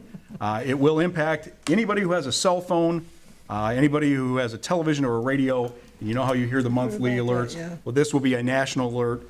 It will come across for those of you that get Amber Alerts for things on your phones. It'll override everything that is happening in the world unless there is a true national emergency at 2:20 p.m. on October 4th, which is a Wednesday. So kind of learned about this almost by sheer accident because I haven't seen a whole lot, and I don't know if the chiefs have seen a whole lot yet. That's okay. But it is on the way, so if your phone starts going crazy on October 4th at 2:20 p.m., it is the National Emergency Alert Test. As many of you know, the city had applied for a water infrastructure grant through the state of Michigan, the Safe Drinking Water Program. We were one of the higher scoring communities across the state.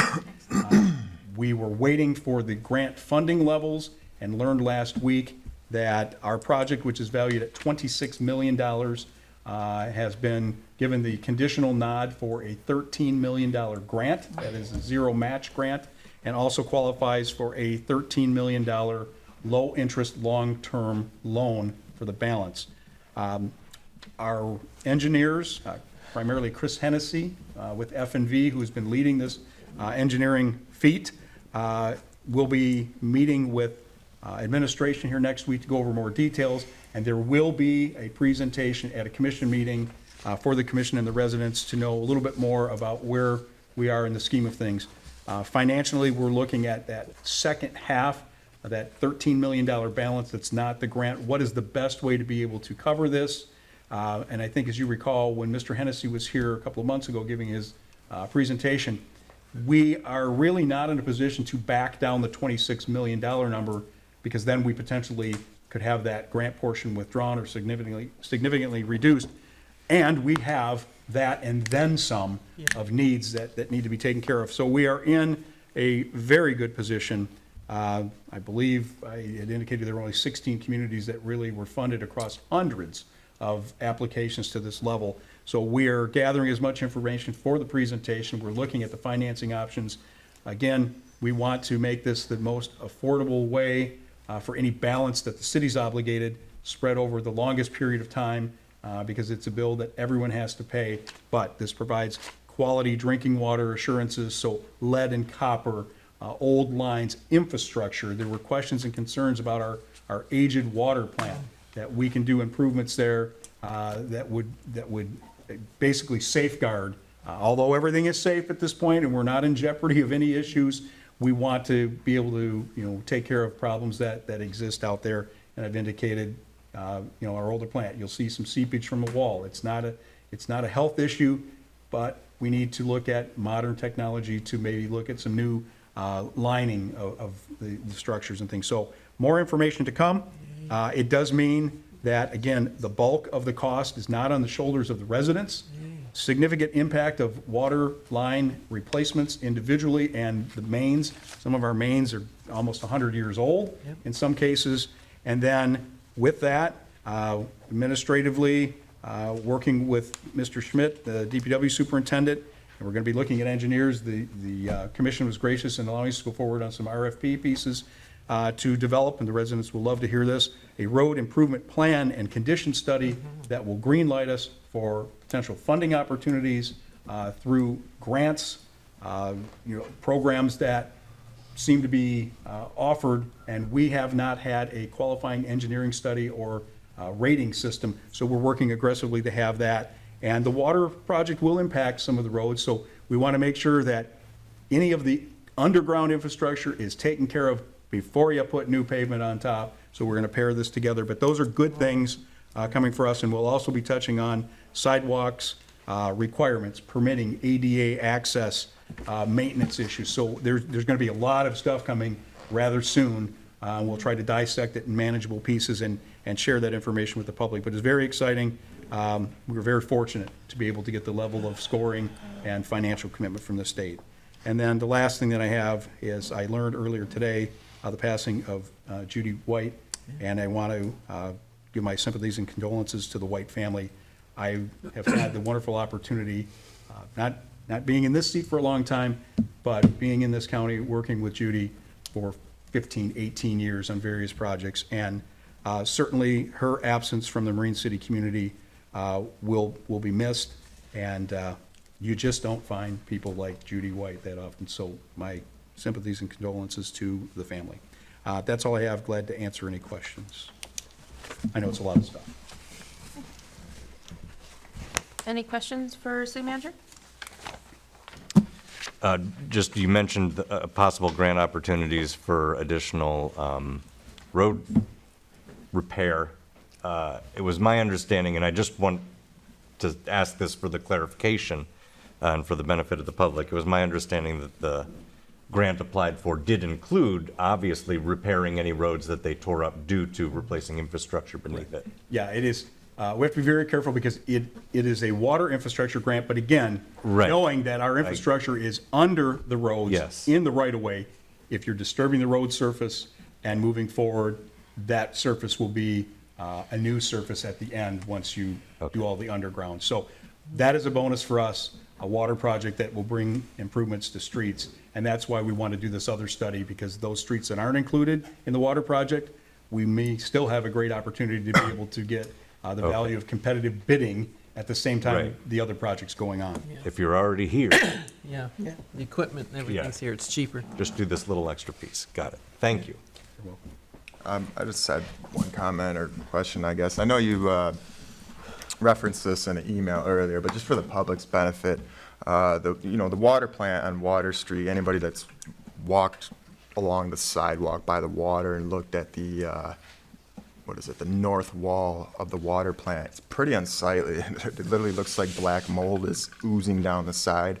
And I just wanted, for the public's benefit, to relay what was in that email. Yeah, so there appears that there is a hairline crack somewhere on the inside of a holding area for water. It has no impact health-wise to the water that's in that tank. It is a painted surface, but again, as anybody knows with water, you can have just a very small, crack, and water will seep through. And that's what's happening. It's seeping through from the inside to the outside. So you don't have a water quality issue or any concern health-wise, but the building is constructed, it's an older building, it has gaps in the outside masonry, and those are acting as kind of weep holes where the water is coming out in just a little crack, but it finds its way to the outside through a break in the mortar and runs down the wall. And although it is generally cleaned a couple of times a year, it's older brick, so you have to be very careful on power washing it because you could destroy the surface of the brick. And it comes back. This summer has been one of these odd summers. Anybody's home, there's been a lot of issues with, non-harmful mold or algae or things like that. It is unsightly, but again, hopefully as part, and it is the intention of this larger infrastructure plan, that you'll be able to look and put perhaps a lining in there or a strong approved epoxy or some type of surface. But right now, the best that we can do is keep cleaning that off a couple times a year. It becomes more apparent in the winter, I think, because it does freeze coming through there. But right now, if you were to do anything on the outside of the building, we've talked with the engineers to try to even cover the outside and epoxy it or you could create more of an issue to the brick or the foundation. So right now, it's better to kind of let that little trickle go, even though it doesn't look great. Keep trying to clean it up a couple times, but this weather this summer, as quick as you clean it, it comes back. But it is something that will be addressed in the long-term infrastructure improvement, and that is expected to start in 2024. So in the meantime, So the water is leaking from the interior basin through the wall? there is probably a small crack somewhere, just enough, that it gets through the masonry, and you could dump a cup of water, even if it wasn't in a tank area. If there's an opening in the masonry anywhere in the inside, that littlest piece will find its way to the outside. So we need to address the interior, and then at some point, we could potentially look at addressing the exterior, but right now, Is the interior basins the same wall? Like, are the basins they're part of the they're exterior common in the wall? wall. I mean, they are back to back with each other, but again, a pinhole would not be enough to even detect a loss of water, but would find its way through the smallest crack. But the basin is not brick? Like, the actual water? It's concrete. It's concrete? It's concrete. So It's a coated, approved coated concrete. So on it's the inside. leaking through the concrete and then through the brick? It may be through the concrete, or it could be just a small seep at the base of the foundation, or even higher up. They've not been able to locate, it's that small. Okay. That there's been no way to locate exactly what the source is, but it is inside water getting to the outside and finding its way again through something you could not even see with your eyes. And I apologize, I don't remember, your email said it would be addressed before the winter freeze-thaw cycle? The outside will be cleaned again, but again, it'll form ice, and in the spring, it'll form this until, the larger project is done. Okay, I guess, okay. Yeah, we have no way, to really take care of that at this point, but there is, through this infrastructure project, a capital improvement piece for the. Yeah, that thing, it's been like that for Years. quite a while. Hopefully it gets, I'll be glad to see it addressed. And, yeah, if there's any questions anybody has, we have folks that can address those concerns. Anybody else, anything for city manager? Okay, 13C, any reports from department heads? The only thing I have is Mayor, with, hi. Oh, what? Sorry, Commissioner. I just a couple things to cover. Go ahead. As a department head report. It's been brought to my attention that online there are some inaccuracies floating around. A couple of them. I'd like to reiterate that I have, regarding FOIA, I'd like to reiterate that I have many years' experience in FOIA procedures, FOIA law, multiple trainings. I actually have another upcoming training November 14th for another advanced FOIA class. There'll be some updates, some law update. It's good to continue the training, just to get some refreshers out there. And so I'd just like to address those inaccuracies. One being that it's been said that the attorney is the FOIA coordinator and has denied FOIAs, which is not true. I, as the clerk, have been appointed by the commission and the charter to act as the FOIA coordinator. FOIAs are denied per law when they apply, but the law is followed on all FOIA requests. And no offense to Attorney Davis, but those denials or approvals don't come from him or his office. Secondly, I would like to address this as well. I do not make two wages. I do not collect two paychecks. The contract that the commission approved for me was for $68,000 for the city clerk. And knowing I take on or continue both roles at the police department, there's no additional wage, no additional paycheck, all covered under the one salary. So I just wanted to clear those couple things up, and then move into some things from the clerk's department. The pension board retiree health care meeting scheduled for, October 31st, which is Halloween, has been rescheduled to October 24th at 4:30, still the same time. Update on early voting. So after the last meeting, more emails have come out from the elections manager at the county and multiple clerks around the county. There was a grant opportunity available. I believe it was $30 or $33 million set forth by the state. It's a first come, first serve type of thing. They apply for it as an entire county. I did submit our paperwork, requested an additional tabulator, an additional VAT, and some other miscellaneous election supplies so we can go through with that early voting, the 9 days. They will reimburse wages for 2 of the 3 elections next year, so that's a plus. Whether or not we get everything that we need, because it'll go to bigger counties, bigger municipalities first, but it's still worth a shot to try to get in there and try to get those things that we need to do the early voting. 1 urn burial, 0 full burials at the cemetery. Received and processed 6 FOIAs. And an update on Granicus, the peak agenda, meeting minutes, software, and agenda. Commissioner Hendrick, to answer your question on implementation, I did reach out to him after the meeting, signed the agreement, sent them everything we needed. 3 to 5 months is what they gave me. It'd be towards the shorter end of the 3 months if we get them everything we need, work with them. I do have a webinar scheduled with them on October 2nd or 3rd, I believe, to go over what I've already sent them with our agenda and our minutes to kind of get the formatting down with that. We'll start with the city commission and then kind of roll the rest of the boards in from there. But 3 to 5 months, hopefully on that lower end, first of the year, that'll start rolling around and we'll make things more efficient, more streamlined on city staff end. Deputy Clerk, Michelle Goodrich, a couple grant things to go over. Walmart Sam's Club grant receipt for city banners of $1,000. The St. Clair County Community Foundation Access to Recreation Fund, $10,000 grant for the tot lot. And City Manager Adkins may have covered some of these at previous meetings as well. And the MEDC Public Gathering Spaces grant for 300 Broadway, not granted. I believe there's a meeting coming up next week to discuss that further. $10,000 tot lot, received that. Michelle has been working on some banner designs to update the banners throughout the city. Some pretty cool designs. She's been working on it pretty diligently with a company that's doing them, and just some input from around the office. They look great, so hopefully we can get those out there and up for the city. That's all I have. All right, thank you. All right, on to 14 for Commissioner Privilege and Liaison Reports, and Commissioner Clausen. With the Planning Commission, we approved the truck mechanic on King Road, and we've got other prints coming in for, I believe the apartments are supposed to be coming in to us next time. And we'll see what they go with, because I kind of think that when they do a residual on the water line, they may have some questions.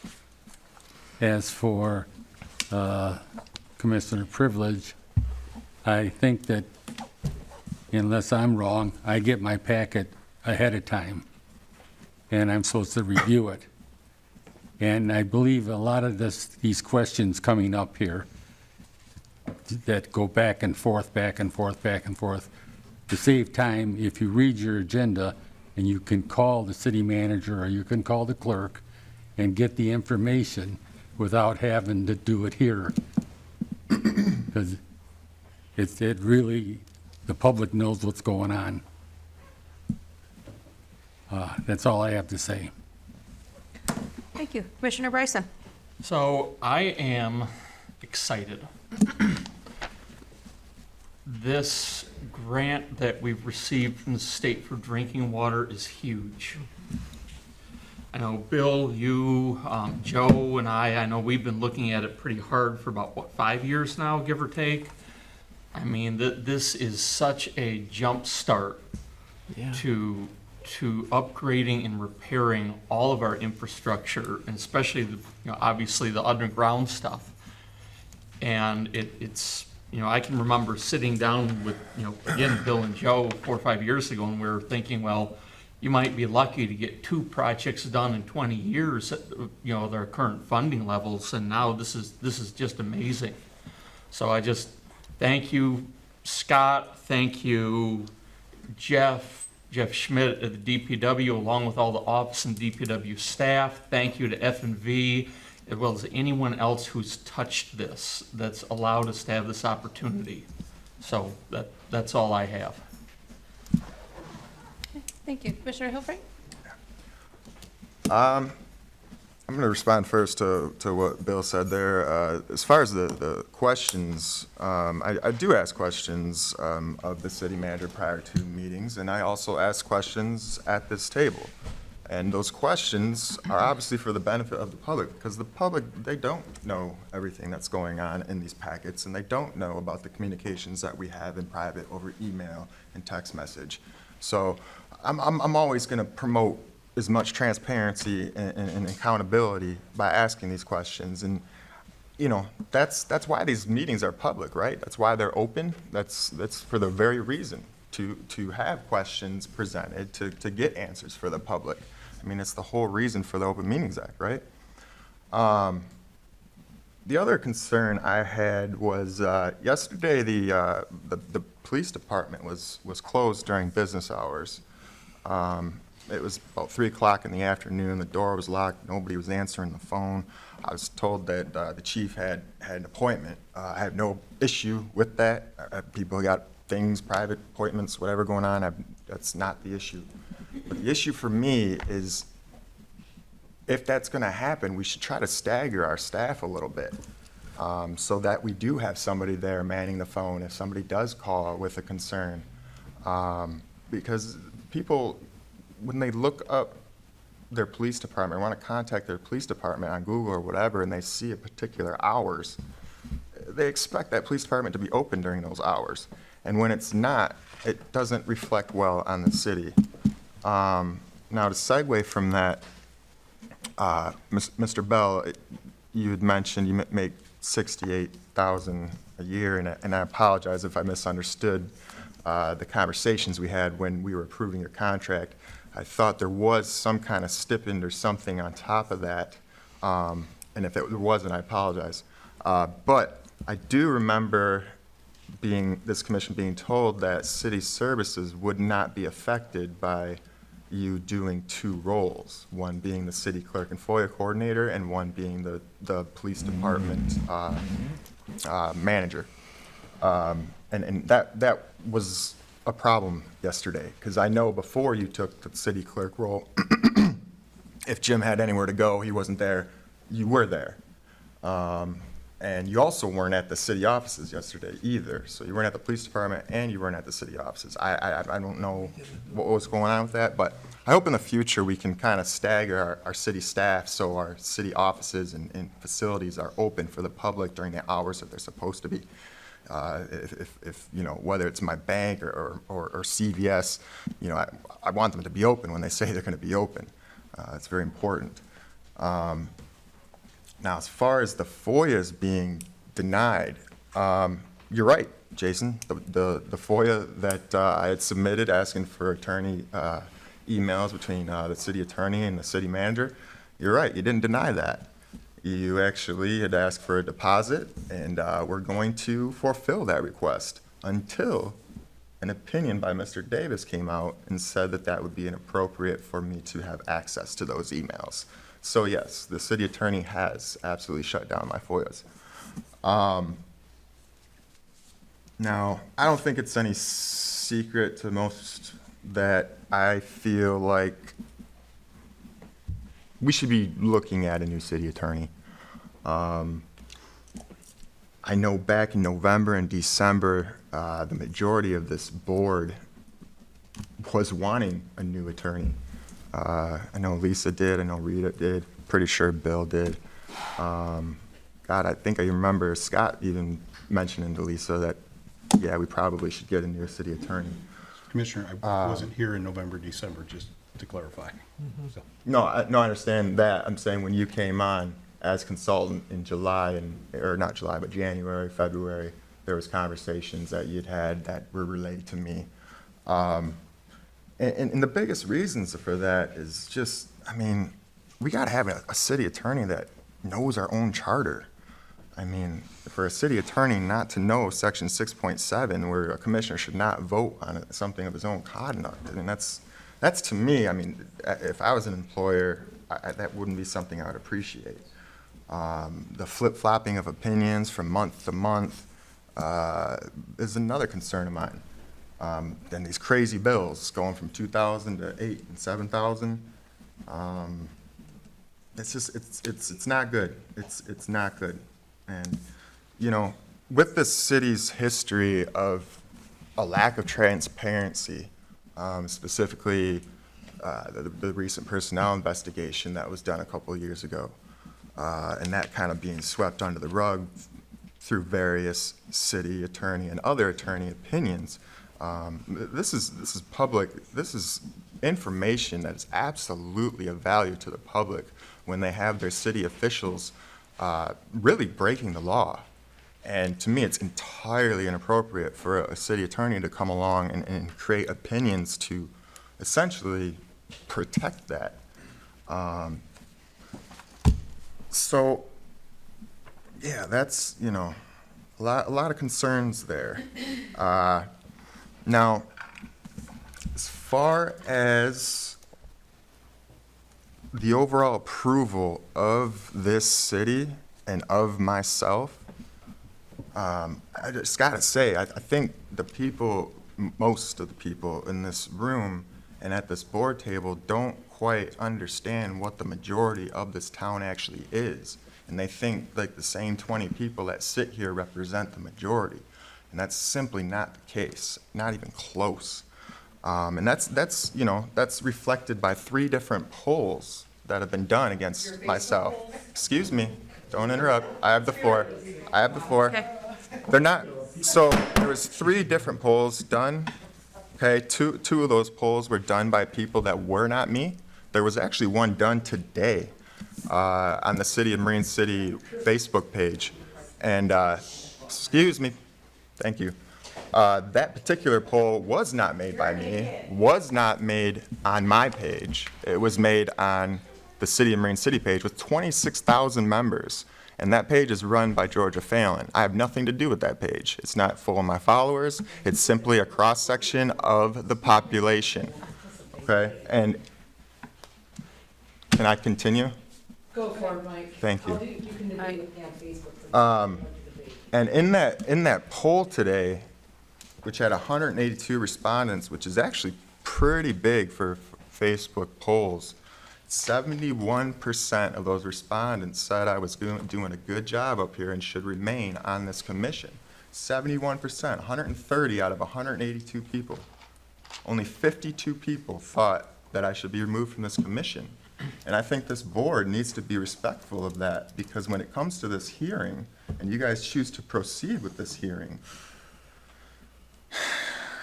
you're really, really going against what truly is the majority in this town, and you will be subjecting yourself to recalls. Absolutely, absolutely.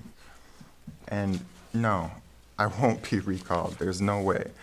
Everybody keeps calling for that. It's simply, given the people I talk to, the streets that I'm on every week, talking to people out there, people are not happy with what's going on in this city. I'm not talking about these meetings.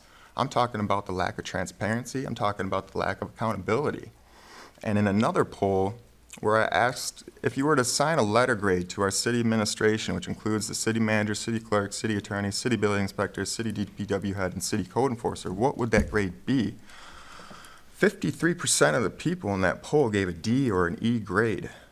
Only 37% of people in that poll gave an A or a B, with another 10% giving a C grade. So as you guys are up here writing proclamations and patting each other on the back, it's really spitting in the face of these voters, because these voters are not happy, and they are the majority, absolutely. It's not, it's not. Because I'm gonna say this, so I'm just gonna say it. Well, thanks for interrupting again. I'm gonna. Bye. Aaron, okay. Every poll you Bye. take, look at who votes on those polls, and the people that vote, yes, let's. Excuse you, you've been gaveled. Aaron. Proceed. Anything in this goddamn See town, ya. they have Aaron, no clue, they go on what gotta you leave. tell them. I'm removing Thanks. myself. So. Scum. Oh my God, stick up for his ass. He's nothing but a goddamn Okay. whore. I'm trying to keep order. Jeez, oh Pete. So as I was saying, as this board is up here writing proclamations for the city manager and all patting each other on the back, I think we really need to start getting, everybody on this board needs to start getting out in the community, not in your like little echo chamber of the same 20 people. Like get out into the community, outside your comfort zones, and actually talk to the real people of Marine City. Because the real majority, the working class people of Marine City, are not happy with the lack of transparency, continuing, and no accountability for the mistakes that are happening previously and now. So I hope that everybody in this room, not everybody, but most people in this room and most people at this board are mindful of that going forward. Thank you. Commissioner Ross. Okay, one, congrats to the Marine City football team for their win against St. Clair and South Lake. Great job. It's so neat to see those football games and our community come together.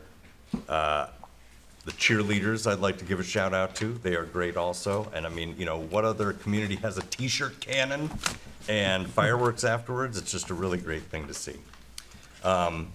Like Jake mentioned, huge shout out to Mike Ittrich and F&B, who Mike was the one who instituted that grant from the beginning for the 26 million. Many thanks to Scott and Jeff and like Jake said, anybody else that was involved. It's just a wonderful thing, and I'm very excited to see that come for our city. As was also mentioned, blessings to the White family. I was fairly close with Judy, being a member of Friends of City Hall, and she is an incredible, was an incredible person, and all the best to that family. Next, I reach out to absolutely as many people as I can possibly talk to. I encourage people, like-minded, different-minded, etc., to reach out to me, and I actually seek out people who I think have a vastly different perspective than I do. Every working-class person I've talked to actually approves of the way that the board is handling things at the moment. So, if you are somebody who feels I am doing wrong or that the commission is doing wrong, please reach out to us. Our cell phone numbers are online. Our emails are online. We need you to participate in democracy and reach out to us to understand what we do, how we do it, why we do it, and what you think is good for this city. That is all. Thank you. Thank you. Commissioner Rory? Hi.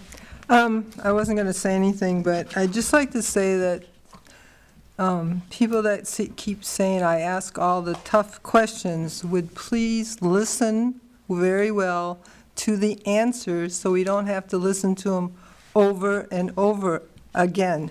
That's all. Commissioner Hendrick? All right. I'll tell you, I guess I'm getting tired of hearing some of this stuff. Nobody has broke the law here. The only thing I keep seeing Mike is that Church didn't redact the letter? Commissioner Hendrick has the floor. It's I not mean, discussion. Lisa, you know he broke the law. It's a lie. Commissioner Helfrich? nobody broke the law, Mike. Mike Church redacted a letter that went to the, Commissioner Helfrich, Commissioner Hendrick has the floor. It's her did he correct not, privilege. Lisa? Did he not redact the letter? Commissioner Helfrich, Mike, I'm not out of answering your order. question. Would you Okay, just give it a that's- rest? Yeah, you won't answer it because you don't like. No, you're not right. And You I'm, didn't redact the letter? Commissioner Helfrich, it is I'm Commissioner not Hendrick's talking to you, time. Mike. Just drop it. I'll put it on I'm Facebook gonna, later, it's all good. yeah, everything Of goes on course. Facebook that's all false. The problem is that you keep violating the rights of our poor employees, and we have an obligation to protect these employees. And I think everybody needs to understand that. We can't specify some of the things that he's saying about these employees. I tried to do it up there. You cannot do it, Mike. Yeah, you can. It's a You guys violation won't of let the me, but I can. rules. It's just sad what's going on here. I talk to a lot of people, and I'm getting a lot of feedback, and it's not positive feedback on this whole thing. They approve of what's going on. The problem is, we do have rules. We have a charter. We have policies and procedures. We have rules that have to be followed. Do I always like all these rules? Maybe not. But they have to be followed. That's why they're there. And to protect every one of these employees that's in here, you cannot make statements against these employees. All that's doing is creating a liability for the city, and we have an obligation not to create liabilities for the city. We've been through this. I've seen it over the years. I've been doing this a long time. Jim, you know what all the stuff we've been through over the years. You cannot do it. Scott is doing a phenomenal job. The man took on a really tough gig here. But if things keep continuing, we're going to lose the quality employees that we've worked so hard to get. Maybe that's necessary. You just don't understand. You don't understand the charter.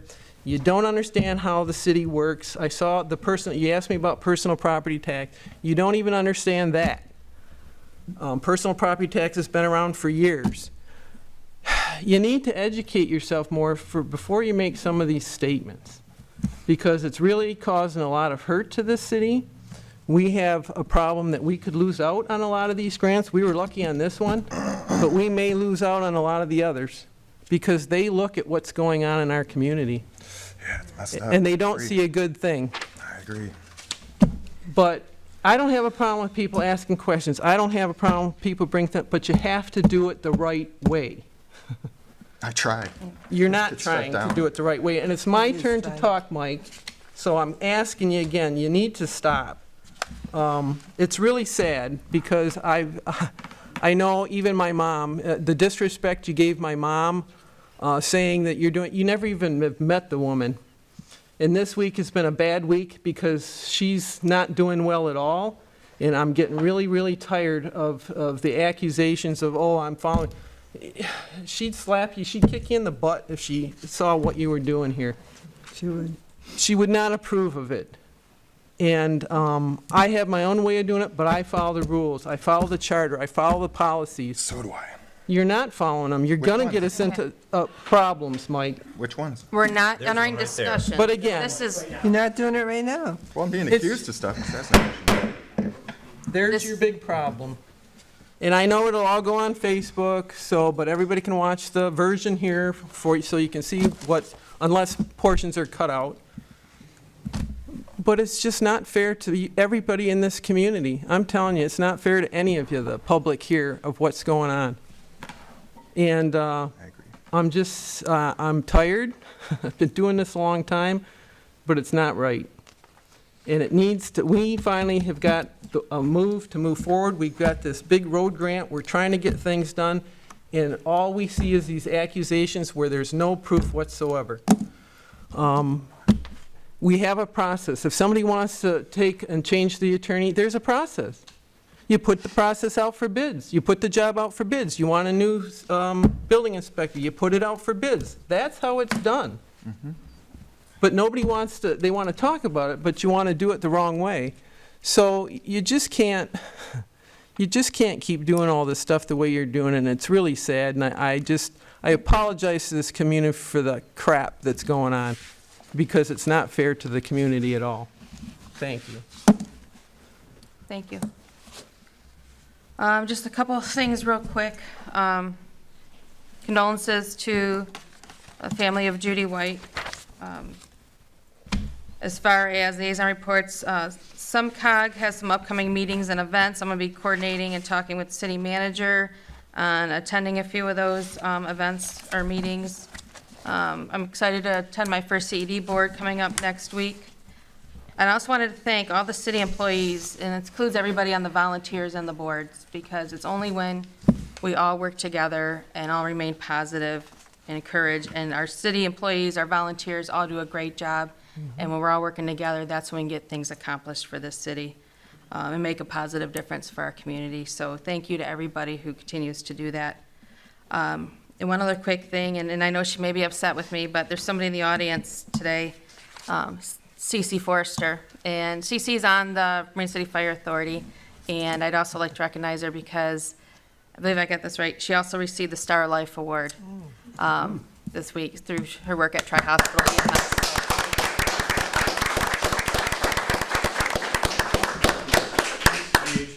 Thank you.